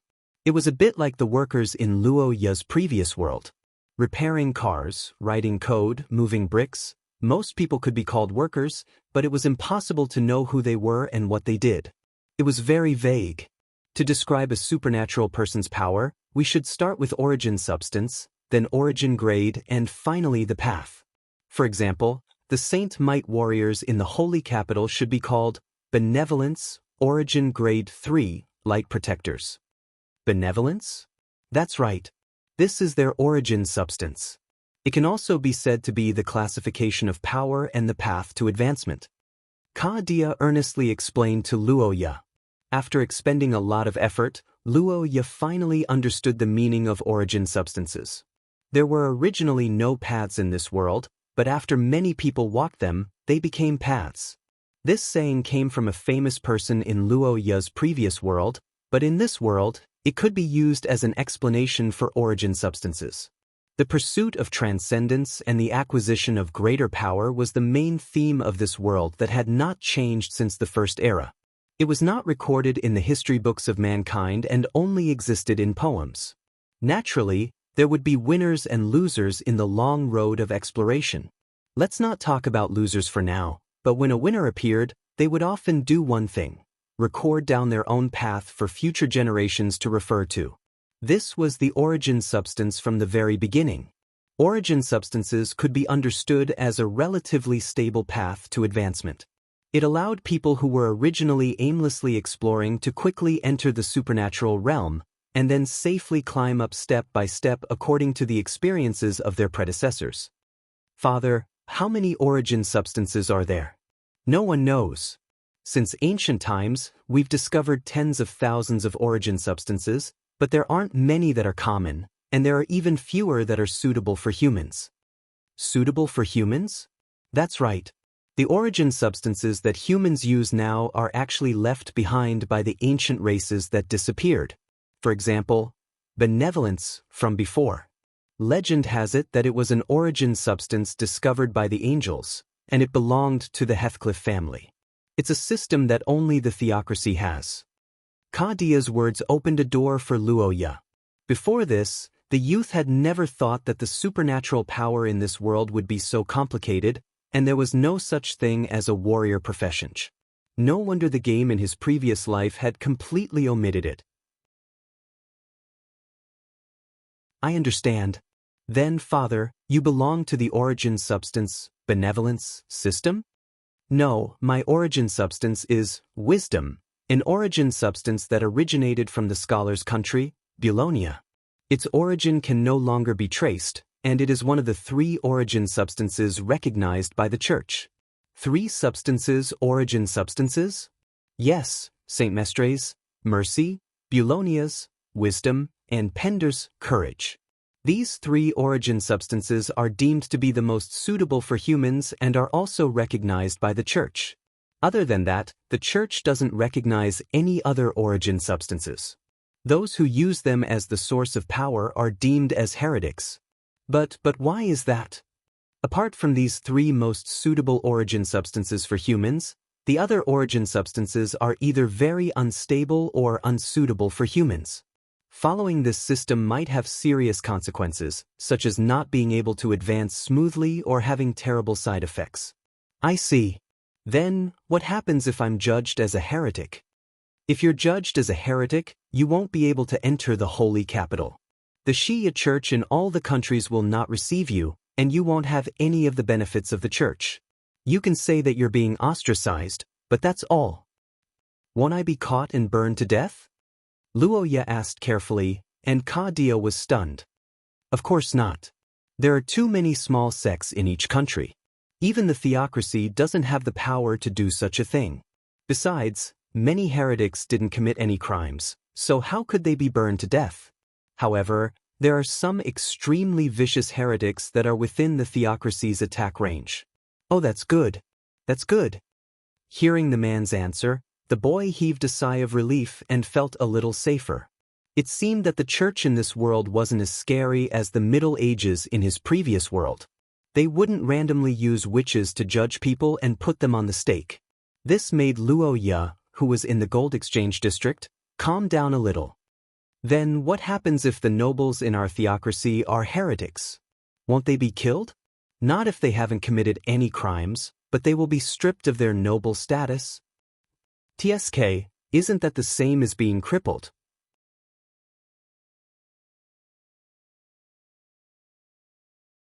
Chapter 23. Luoya was quite familiar with the country of scholars, Bologna. In the game of his previous life, it was a place that Luoya was quite familiar with. In a word, it was a place similar to Academy City. There were scholars doing research or students who came to study everywhere.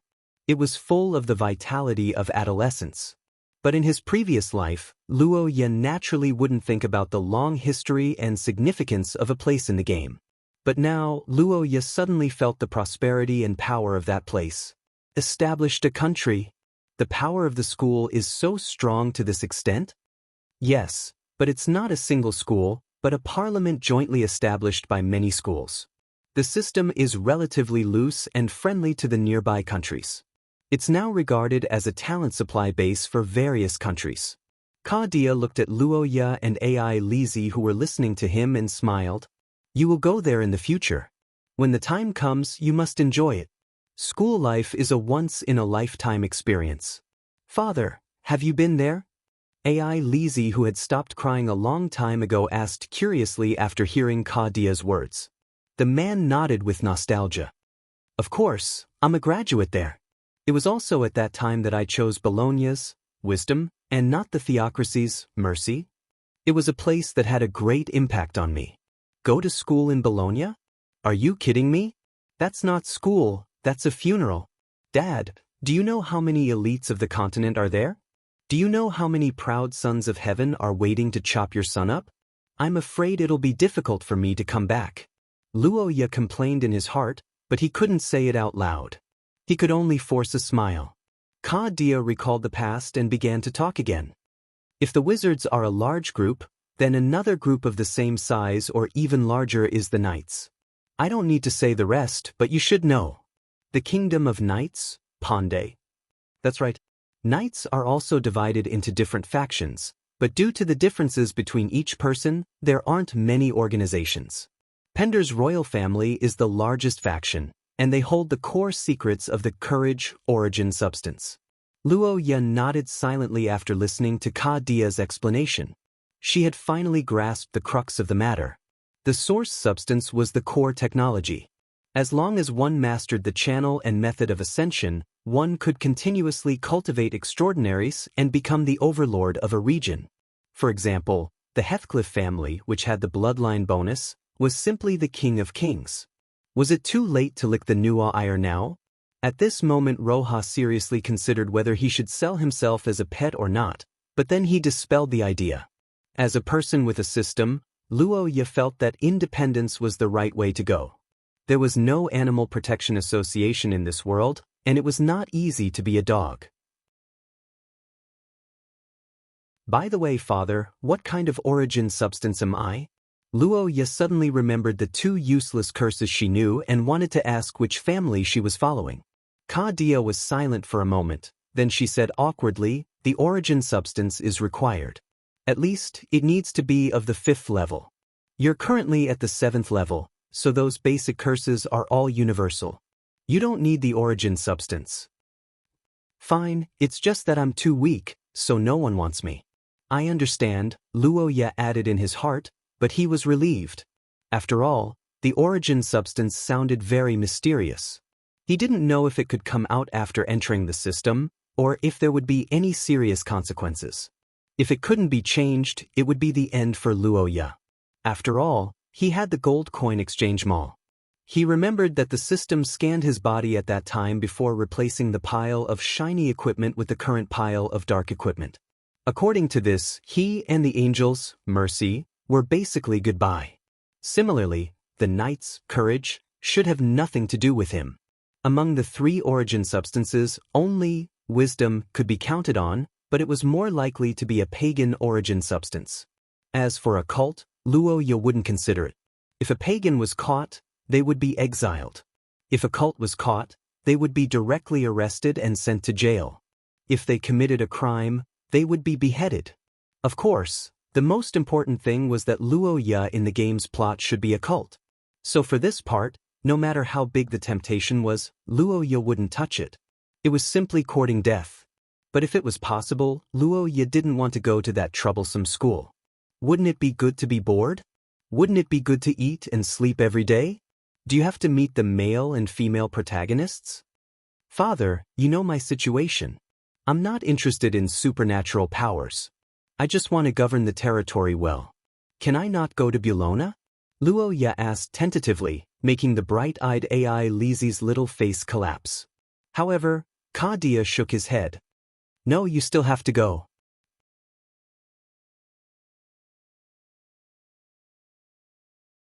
Chapter 24. What are you curious about? You're the same age as Nuire, so of course you'll go to school together. "No, I know that, but why do I have to accompany her?" Luo Ye asked with a pale face. After Ka Dia's explanation, she finally understood what was going on.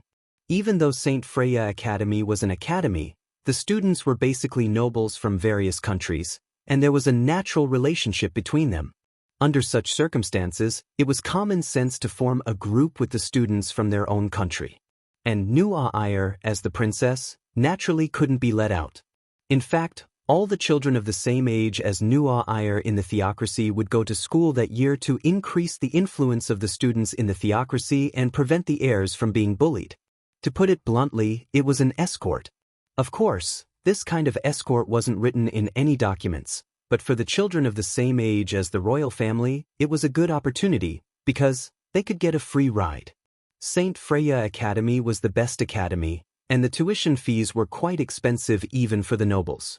Many small noble families couldn't squeeze out that much money for their children to go to school, but in this year, as long as you said that your child wanted to go to school but didn't have the money, the royal family would immediately rush over to stop you. "Hey, that's not right. No matter how hard it is, you can't let your child suffer, and no matter how poor you are, you can't be poor in education. Do you know St. Freya Academy? The best academy in Xia. I'll pay to send your child to school." "Oh, right, our princess is also going to school this year. What a coincidence." So, cough cough, you get it, right? At this time, the nobles who understood tacitly would praise the generosity of the royal family while accepting the money. Then, they would go home and pick up their brats, telling them to quickly follow their princess after entering the academy. They would tell them to go east and not to go west, and that they had to be a lackey. In this way, it was guaranteed that every royal family would bring their own group in the academy, and when there was a conflict, there would be someone to lead the charge. It was a guarantee of a beautiful school life. However, as one of the 5 great nobles of the theocracy, the Akot family was paying for their own tuition, so naturally, they wouldn't be such a lowly lackey. Luo Ye followed Nuire to the academy to manage this group of people, in other words, to be his assistant. This was actually a pretty good position. On one hand, he could use this opportunity to recruit young and promising aristocratic elites. On the other hand, he could make the royal family owe him a favor. Furthermore, he would be a close classmate of the royal family's heir. He had been a superior and subordinate during his school days. This was a huge treasure. Many two-person teams in this situation returned to this familiar pattern after the royal family inherited the throne. The nobleman in charge directly became an important minister of the country and had power over a region. Originally, I was still a little worried, but this time, seeing how close you are to Her Highness, Prince Kai-en and I are very happy. You two will definitely cooperate very well. Ka-dia said optimistically, which formed a sharp contrast with Luoya, who looked as if she was about to die. The conversation lasted until the end of the day. After eating dessert, the three people who had been busy all day went back to their rooms to rest.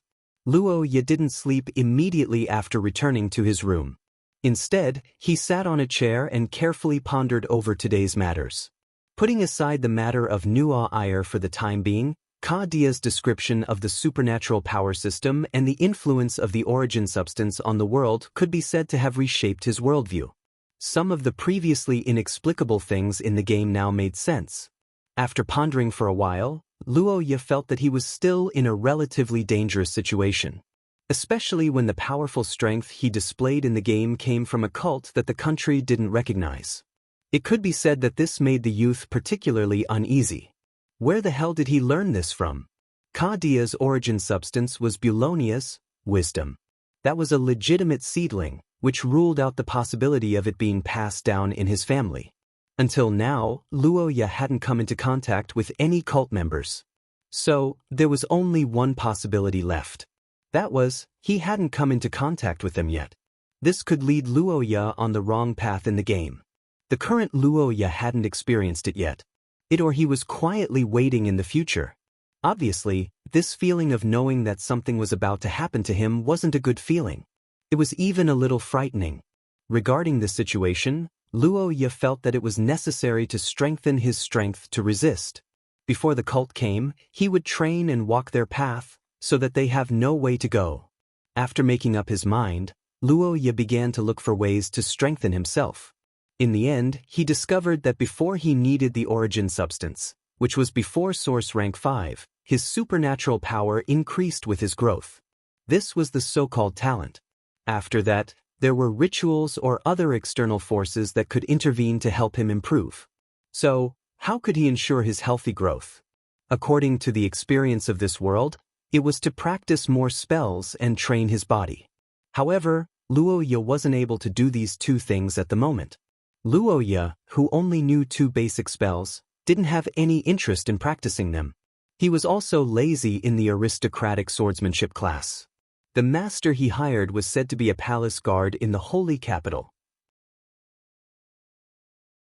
He had some real skills, but Luoya wasn't cut out for it.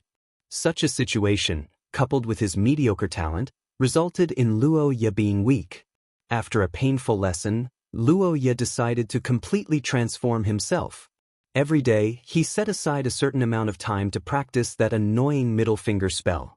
He persisted in training his body and put in the right attitude to learn swordsmanship. Of course, he didn't forget his own unique advantages. Biolo Physique Modifier Type 2, a product of the Long War in the Biolo region.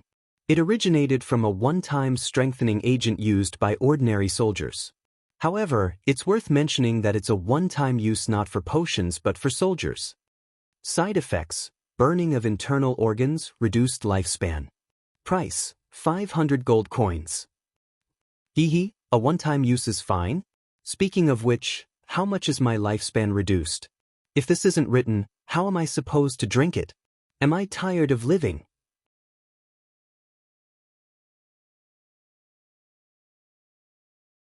Chapter 25. Luoya had always felt that the items in the gold exchange district were very strange. From the previous bloodline to the current blood improvement potion, all of them had side effects that made him doubt his life. The blood improvement potion cost 500 gold coins. In order to not die after taking the potion, he had to spend another 1,500 gold coins. This logic was simply amazing. It could be said to be the strongest bundled sale. The people of Burrow were truly fortunate. Luoya exclaimed in surprise.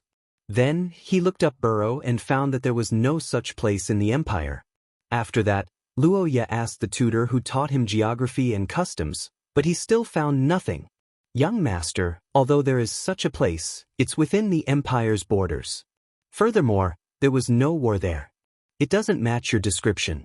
I'm afraid you remembered it wrongly. The white-bearded and white-haired old scholar, Floret, who was said to have traveled around the world when he was young, said so. He looked at Luoya with eyes full of disdain. In his eyes, this was a rumor that this ignorant and incompetent young master had heard from somewhere. If he couldn't answer the question, Luoya could find an excuse to skip class. Alright, I understand, Teacher Floret. Then let's begin the class.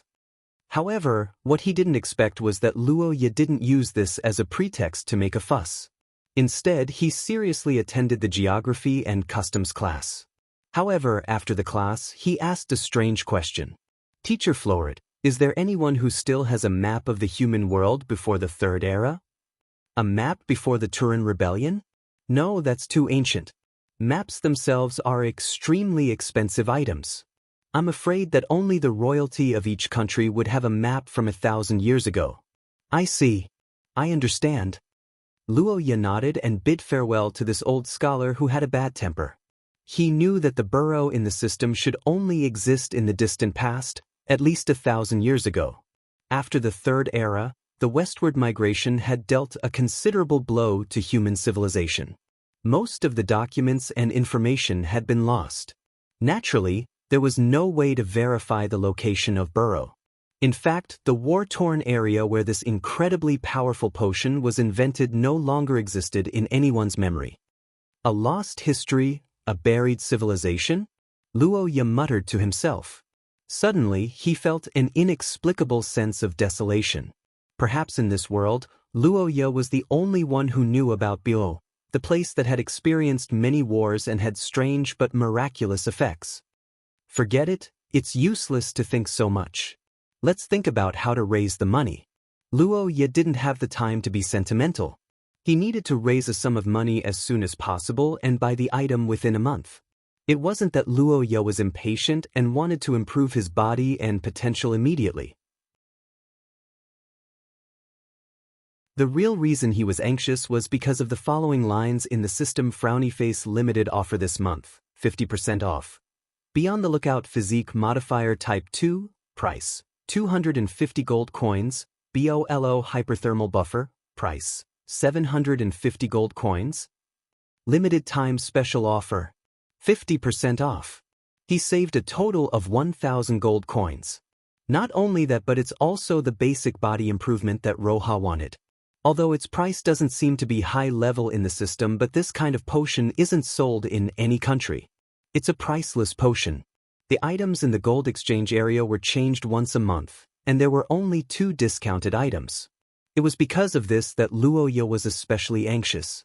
The potato chips next door weren't always at half price. Wouldn't it be stupid not to use this kind of bargain? However, even if it was 1,000 gold coins, it was still too much for Luoya. His pocket money was only 20 gold coins a month. Even if he went out to ask Kadia for money, he would only give him a few dozen or 100 gold coins. At this rate, he wouldn't be able to raise 1,000 gold coins in a year. It was important to note that as the chief magus of the knights, Kadia's monthly salary was only a few hundred gold coins. A normal civil servant of the Holy Capital would only earn about 100 gold coins a month, and this was in a large city where the living standards and prices were higher. So what should he do now? If he couldn't raise the money through conventional means, he couldn't just rob, right? Regarding this problem, Luoya racked his brains and decided to use a big move that could eat all the food in the world. It was called Empty-Handed White Wolf. Currently, Luoya didn't have nothing. It was better to say that he was the entrance to a treasure, and this treasure was the system.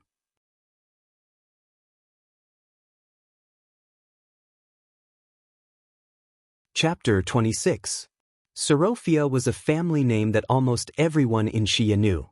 In this world where information was underdeveloped, it was normal for people born in the Austin Empire to not know about the Hethkit family. It was also understandable for people born in the theocracy to not know about the royal family of the Ackman family. However, almost everyone knew about the family named Sorofia. The reason was, of course, the Sorofia United Chamber of Commerce. The Sorofia United Chamber of Commerce was born in the Rose Commercial United Nations, located in the middle of many human countries. It was named after the Rose River that ran through the north and south. The convenient transportation and geographical location made it a commercial center since the beginning of the Third Era. Unfortunately, the people living there did not live well.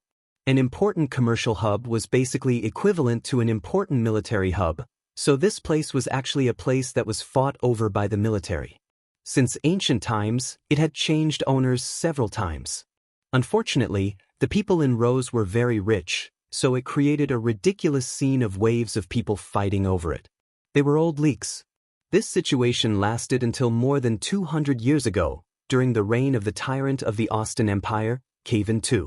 The local merchants in Rose finally could not stand the harsh tyranny, so they raised a flag and rebelled, establishing the Rose Commercial United Nations. Of course, the process of establishing the country did not go smoothly. Several major chambers of commerce that rebelled at the beginning were later oppressed and instigated by the Austin Empire's army. Some were stabbed in the back, and some surrendered, fully showing the ugly face of capitalism. However, there was one chamber of commerce, or rather, a family that persisted, and that was Sorofia. The Sorofia family was a rare family with a backbone among the group of mercenary merchants, and it was precisely because of this backbone that the history of the Sorofia family could be said to be very tragic. Yes, it was the one that was stabbed in the back. At that time, the Sorofia family was sold out by a trader, and only the youngest son of the family escaped. When the Austin Empire attacked the city, they pulled the entire Sorofia family to the front and asked the youngest son to open the city and surrender. However, the old patriarch was too stubborn and committed suicide on the spot. He would rather die than become a hostage. Later, it was proven that the Austin Empire had made a bad move and had underestimated the determination of the people of Rosetta to resist them.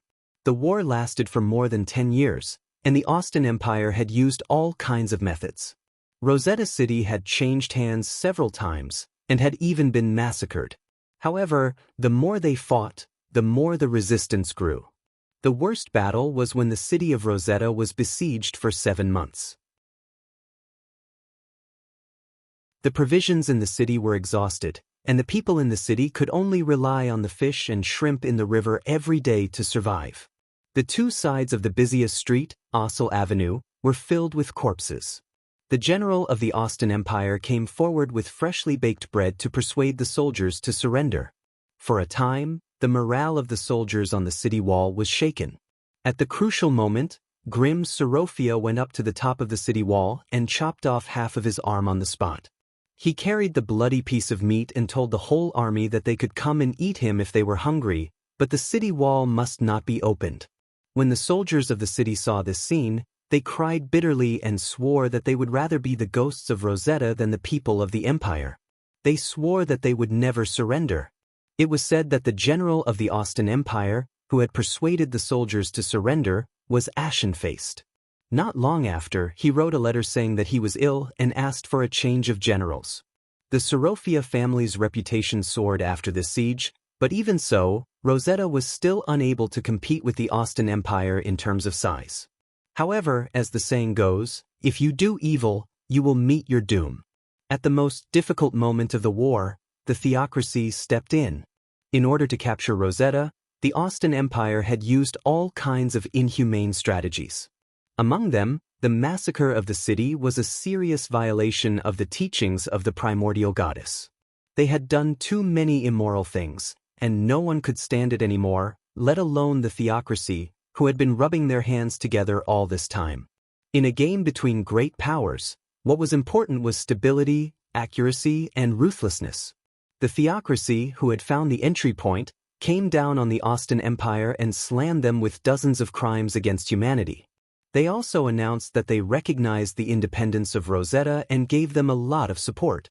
Since then, the internal rebellion of the Austin Empire had evolved into a confrontation between the two behemoths, the Empire and the theocracy. The Sorofia family, who had received support, led the Rosetta and the Austin Empire to fight to the death. Finally, 100 years ago, the Austin Empire gave up on this land and signed a truce with the Sorofia family. Only then did the 100-Year War come to an end. The Sorofia family had sacrificed a lot in the process of establishing the Rosetta Commercial Union. Several generations of patriarchs had died in the war, and because of this, they had received great rewards after the war. The originally complicated Rosetta basically became the law of the land, and the Sorofia Chamber of Commerce officially stepped onto the stage of history. Now that 100 years had passed, the Sorofia Chamber of Commerce had spread all over the world, and their family had also become the richest family in the world. They were recognized as the uncrowned king and had a huge influence on any country. The Achaite family was one of the 5 noble families of the theocracy, and the Achaite city that they ran was also one of the top cities in Saint Mestre. Because the previous patriarchs were all wizards, they basically did not manage the territory seriously. Therefore, Achaite city was ranked last among the 5 noble families in terms of prosperity. However, in terms of public security, it was the best.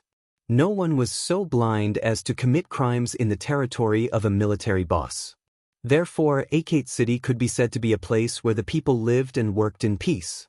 Such a stable environment was naturally loved by the merchants, and the Sorofia Chamber of Commerce would definitely not miss this place. Young master, this is the new winter product of the Sorofia Chamber of Commerce. Well, very good.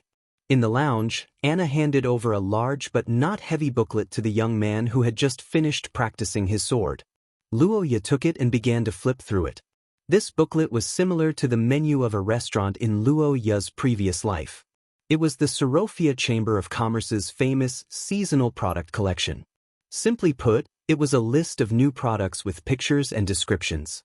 It was a rare advertising application in this world. As a merchant, the Sorofia Chamber of Commerce fully grasped the characteristics of nobles who liked to compete with others. In order to show their status, the rich nobles would often buy the entire booklet.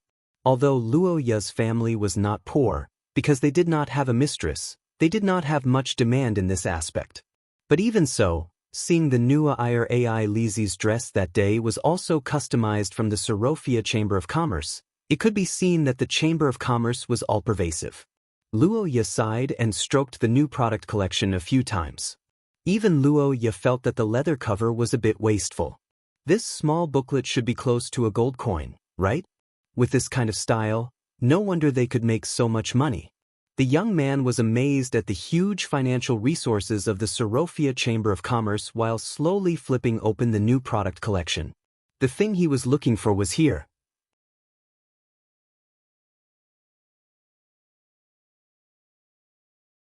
Chapter 27. The contents of Sorofia's new collection this season were very comprehensive, from all kinds of strange and miraculous cosmetics to daily life items, jewelry, perfumes, and even unique food and drinks. It was simply all-encompassing.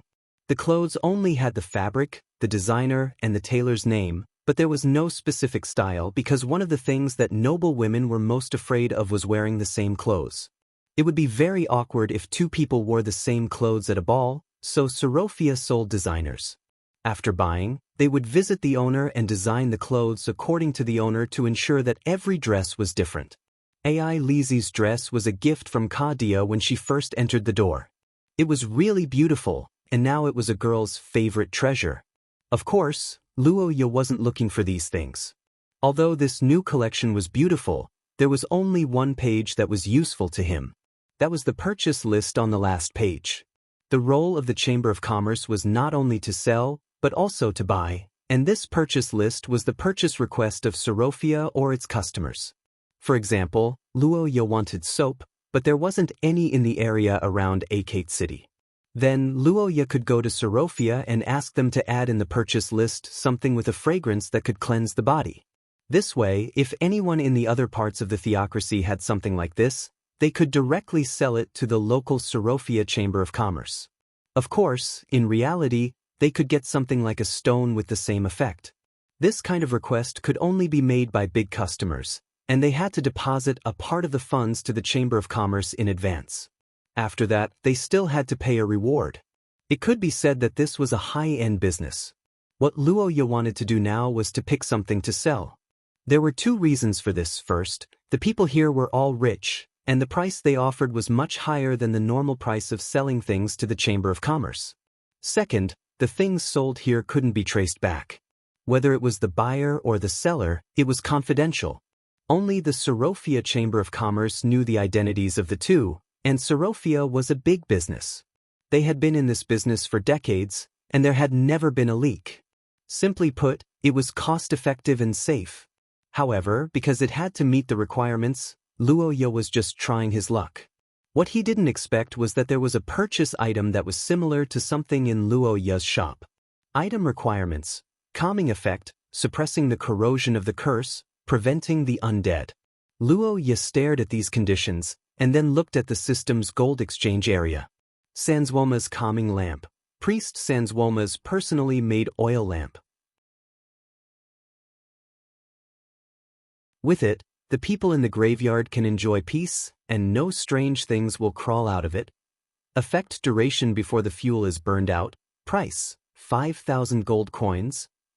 It seems? Luo of the undead. Luo of Luos, Luo Luo Luo O, Luo Luo, Luo Luo O O O, Luo of it, Luo Luo, Luo Luo Luo O O. The Luo Luo Luo O O, however, considering that the undead state should be the cause of the curse corrosion, this lamp should also be able to prevent the curse corrosion. It seemed that the conditions were quite compatible. Luoya nodded secretly, put the new product collection on the table, and then thought quietly. Father, I want to go to the Sorofia Merchant Association. Is there anything you want to buy? Why don't you just ask them to send someone over? In Kadia's study, Luoya made a request to go out, which made his father, who was writing something, a little puzzled. As a young master who was always provided with clothes and food, Luoya had never gone to the Sorofia Merchant Association by himself. Usually, whatever he wanted was sent over, but this kind of special agent was not in charge of business, so it was useless to meet him. Although he could bring someone along without saying anything, that would be very suspicious, so this time, Luoya wanted to take advantage of the public faction. Actually, I don't want to buy something for myself. The young man thought for a while, rubbed his hands and said so embarrassedly, which made Kadia curious. It's going to be winter soon. Since AI Lizzie came into our house, I haven't bought her any gifts, so this time, Sorofia Merchant Association has a new product, so I want to take a look and give her a surprise. Oh, is that so?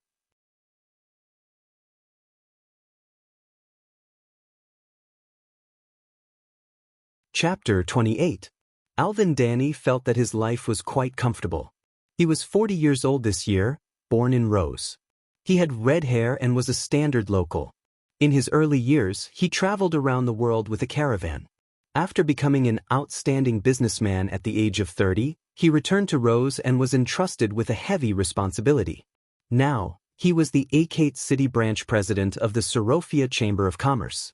As one of the branch presidents of the Sorofia Chamber of Commerce in the Papal Kingdom, Alvin's status was not low. Even some of the nobles at the bottom could not compare with him. Of course, the person who could be received by him must have a high status.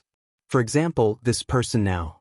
Master Luoya, the 2 pieces of clothes you ordered will take about half a month to be delivered. By then, our people will personally send them to the Marquis Mansion. As for the dagger you requested, I'm afraid it will take longer, about 3 months. In a beautifully decorated room, Alvin explained the situation to the cute and handsome little boy in a black coat opposite him with a smile on his face. His kind and peaceful attitude was worthy of the title of branch president. The top Sigung black tea in the tea set on the table emitted a faint fragrance. With the exquisite tea set of Rose, it had a different style. Luoya leaned on the soft sofa and took a sip of tea. He raised his eyes and praised lightly. The tea is good. Of course, I have to use the best tea to entertain you. I'm usually reluctant to drink this Sigung tea. Hee, who are you trying to fool? Luoya smiled, but he disdained this remark in his heart. Sorofia was famous for being rich. How could a branch president not be able to afford tea? What's the difference between this and old 8 starving to death in the toilet? Elevate the other party's identity, hold up the other party's face, and wait for the other party's sense of superiority to make a big profit. In this way, the nobles who loved their face would generally swallow their teeth and bite the bullet. This set of leak harvesting method could be said to be the usual method of these businessmen. Immature young people with high self-esteem were particularly easy to fall for it. Unfortunately, Luo Ye was not included in these people. Good words, but old 8, don't try to fool me. The young man put down the teacup and did not answer Alvin's words. He thought for a moment and said, well, it doesn't matter. There's still time for 3 months. However, these are all trivial matters. I'm not talking to you alone to confirm these things. I understand. Young Master Luo Ye, if you have any requests, please feel free to tell us. We can prepare them for you. Alvin chuckled, looking kind and helpful, but a layer of disgust had already welled up in his heart. It was also a shady business. She had long heard that Marquis Kadia's son was ignorant and incompetent. She didn't expect him to be involved in such a shady business at such a young age. Let me guess what it is. Hallucinogenic grass or happy beat? Or was it a woman? Alvin thought for a while and decided to fool this young thug. Although the Sorofia Chamber of Commerce had some connections, it was forbidden to sell them. If Roja was already a marquis, then he could sell a few of them. But now he was just an heir. Marquis Kadia was a model noble and a powerful wizard. He would not allow his son to be involved in these things. If he were to investigate, Alvin would definitely be in trouble. The middle-aged man thought of this and smiled without saying a word. He did not expect to hear another matter. I want to sell you an item on the purchase list. Purchase items? Alvin blinked. He did not expect this young master to be here to sell something. However, it was only for a moment. After a second or two, Alvin returned to normal. Or rather, his smile deepened. I see. Then, which item do you want to sell? Number 172. It has the effect of calming the soul. It can suppress the corrosion of curse power and prevent items from becoming undead. Luo Ye said this sentence calmly. Alvin, who was about to open the list, stopped. His eyes that were focused on the new product collection suddenly shrank. Ha, you have a good memory. Well, there is indeed such an item in urgent purchase. Alvin pretended to flip through the list, but his heart was different from his appearance. Outsiders did not know the buyer of this purchase item, but Alvin, as the branch manager, knew very well. This purchase was issued by the Rose's main store, which meant that the person who wanted number 172 was probably a big shot from the main store. A dispensable transaction suddenly became a transaction that might be related to Alvin's future.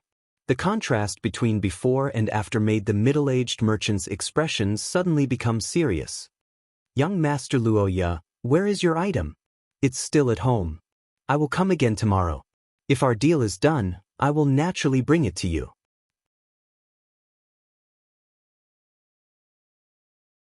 Chapter 29. 50,000 gold coins. The middle-aged merchant in the reception room was shocked when he heard this number. The burning flame in his heart was like being splashed with a basin of cold water. He looked at Luo Ye, who was asking for an exorbitant price. He wanted to refute his ridiculous price on the spot, but when he thought of what he said before, he held back his words. That, young Master Luo Ye, you may not know the market price. This price is really too high. Alvin rubbed his hands and smiled awkwardly. 50,000 gold coins. This is more than enough to buy a house in the holy capital. It's really too high for an item. Even a full set of inscription armor can't be sold at such a high price. Inscription armor? How can that kind of thing be compared with our family's item? Luo Ye frowned when he heard Alvin's words. He fully displayed his reputation as a thug. He immediately slammed the table and said angrily, how can that kind of trash that people can make now be compared with our family's treasure? Father said that this is a unique item, and the price is at least tens of thousands. Luo Ye pulled out the banner of Kadia to shut Alvin's mouth. Seeing this, the middle-aged merchant eagerly said, but we haven't seen your item yet. Such a high price is really. Roja made a solemn vow to use the honor of the Akate clan to endorse the Requiem lamp. Seeing this, President Alvin thought. Originally, the price of item 172 was estimated to be between 0 and 20,000 gold coins, But Sorofia had a rule. That was, the branch that received the item could earn a bonus for the difference in price. This was to encourage the other branches to take action, so the branch could only offer a price of 15,000 gold coins at most. However, considering Luo Ya's situation this time, Alvin decided to pay a little. He thought for a while and said, "I think 18,000 gold coins is more appropriate. What do you think, young Master Luo Ya?" Alvin looked at the young man opposite him who didn't seem to understand the business rules at all. He was worried that the huge price difference would make him unhappy. However, he didn't expect Luo Ya to put down the teacup and walk out without saying a word. Wait, young Master Luo Ya, what are you doing?" Alvin, who had been a traveling merchant for half his life, quickly stepped forward and stopped in front of the black-haired youth. Upon seeing this, Luo Ya said indifferently, "Mr. Alvin, I doubt your sincerity now. The price you offered is not even half of mine." "Young Master Luo Ya, your price is really too high. 18,000 gold coins is really our limit." Alvin's wrinkled old face looked extremely sincere, like a poor leek that didn't earn a penny. Luo Ya glanced at him and nodded with a smile. "Damn it, do you really think I'm that easy to harvest?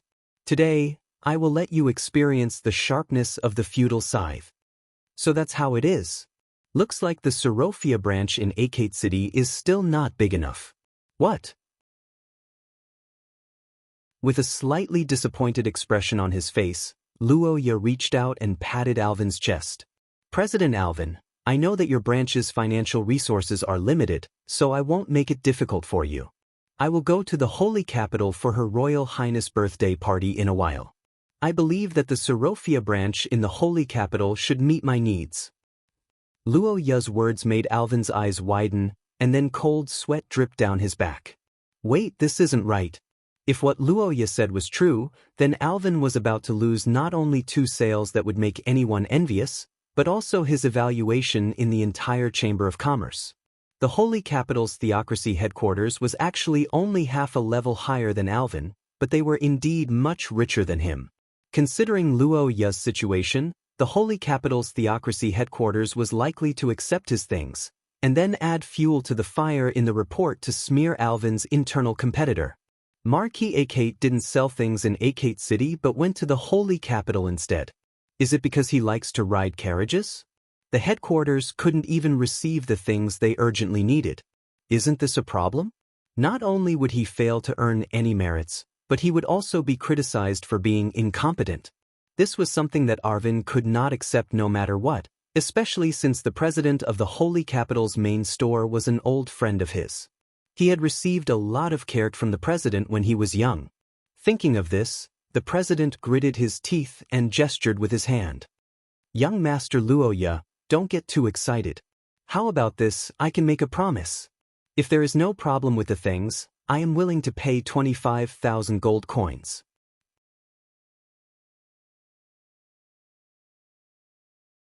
Chapter 30. A week later, in Luo Ya's room, the black-haired boy was looking at 2 winter coats. These 2 coats were one big and one small.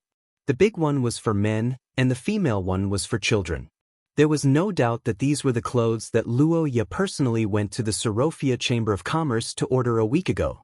But it was worth mentioning that this much bigger men's coat was not for Luo Ya but for Ka Dia.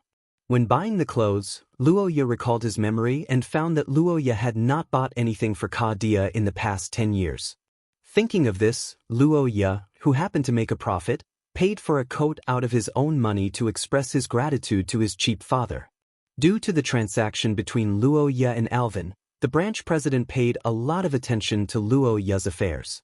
The clothes that were originally planned to take half a month to complete were delivered in a week. Of course, Luo Ya did not go to the extent of checking the clothes. In fact, he was looking at the golden piece under the clothes. Gold coins, or the final payment of the transaction a week ago, were a total of 20,000. A week ago, after Luo Ya got the deposit and returned home, he opened the box and spent money on the spot. He used the system to exchange for Sanswoma's Requiem lamp. It was a strange oil lamp that seemed to be made of mud. It was brownish black and the flame was pure white. He did not know what the dark red lamp oil was made of. After igniting it, there was a strange feeling of calmness. Luoya handed the Requiem lamp to Alvin the next day. After a series of tests, the president was overjoyed, claiming that the treasure brought by Luoya perfectly met or even exceeded their standards. Alvin, who thought that this was the heirloom of the Akat family, was glad that he was decisive yesterday. His attitude toward Luoya was closer, and he said that he would find a way to secretly send the final payment as soon as possible. Well, it's really fast. Luoya grabbed a handful of gold coins and marveled at President Alvin's speed.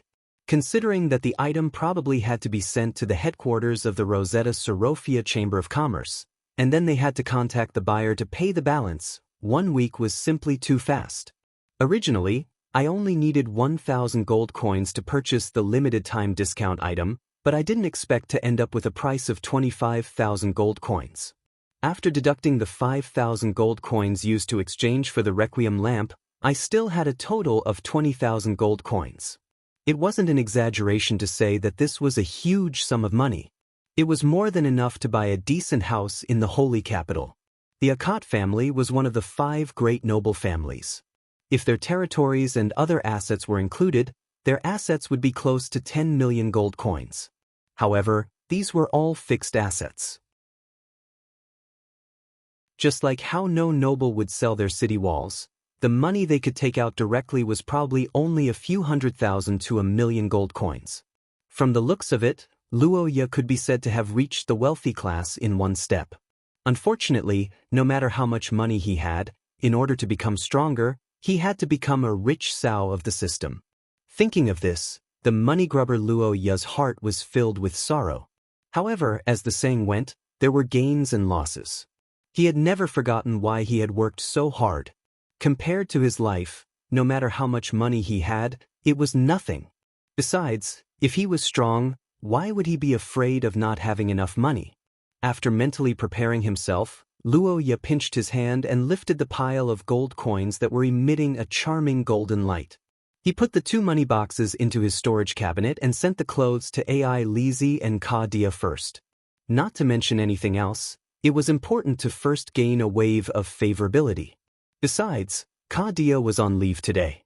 If he didn't send the clothes to her, he would have to wait for another week. Luoya first went to AI Lizzie's room. Today, the girl had an etiquette class, which was slightly exhausting. At the moment, she was resting. Luoya's arrival made AI Lizzie smile immediately. "Good morning, elder brother." AI Lizzie, who had just finished her etiquette class, gave a dignified and elegant salute. Her cute appearance made Luoya couldn't help but smile. "Good morning, AI Lizzie. You must be tired from class. This is for you." Luoya waved his hand. Behind him, Anna immediately stepped forward and handed over a beautifully decorated wooden box. It was a special gift box with the Sorofia Chamber of Commerce's logo engraved on it and the designer's autograph. The appearance was very good. The inside was also sprayed with Sorofia's exclusive perfume. It could be said that it was a chain promotion. Who thought of this sales method? It was a talent. Luoya sighed. AI Lizzie was pleasantly surprised. Sorofia's custom-made clothes were not cheap, but the exquisite and unique design was irresistible to any girl. Even the sensible AI Lizzie was the same. "Elder brother Luoya, this is? I haven't given you a gift since you came to Akat's house. This is to make up for it." "Thank you. I like it very much." The pleasantly surprised AI Lizzie threw herself into Luoya's arms. Her small face intimately rubbed against the youth's chest like a silver kitten. Immediately, large numbers appeared above her head. The nearby maids saw this scene and smiled. Their heads also glowed with green light. Especially Anna, the numbers were very impressive. However, Luoya didn't care about this anymore. Being hugged by AI Lizzie, the youth felt the girl's closeness. A kind of healing feeling surged from the depths of his heart. "So cute, really so cute. It feels like I'm alive again." Luoya, who had been working hard to raise money and exercise recently, finally relaxed. He felt that the money spent on this hug was worth it. After being intimate with Luoya for a while, AI Lizzie was called back to continue her lesson. After the youth said goodbye to her, he knocked on his father's door. What he didn't expect was that this time, the noise was even bigger than AI Lizzie's. When Luoya said that he had bought Kadia a set of clothes and handed the wooden box to him, the Marquis actually cried. Maria, you can rest assured. The child is sensible now. He even bought me a gift. You're tuning in to the Passion Pages YouTube channel. We're so grateful for your support, and don't forget to subscribe to join us on this incredible journey through captivating stories. Your generosity through donations truly makes a world of difference, as it's the primary source of revenue that allows me to expand and enhance this channel for you. Thank you from the bottom of my heart for being a part of this adventure.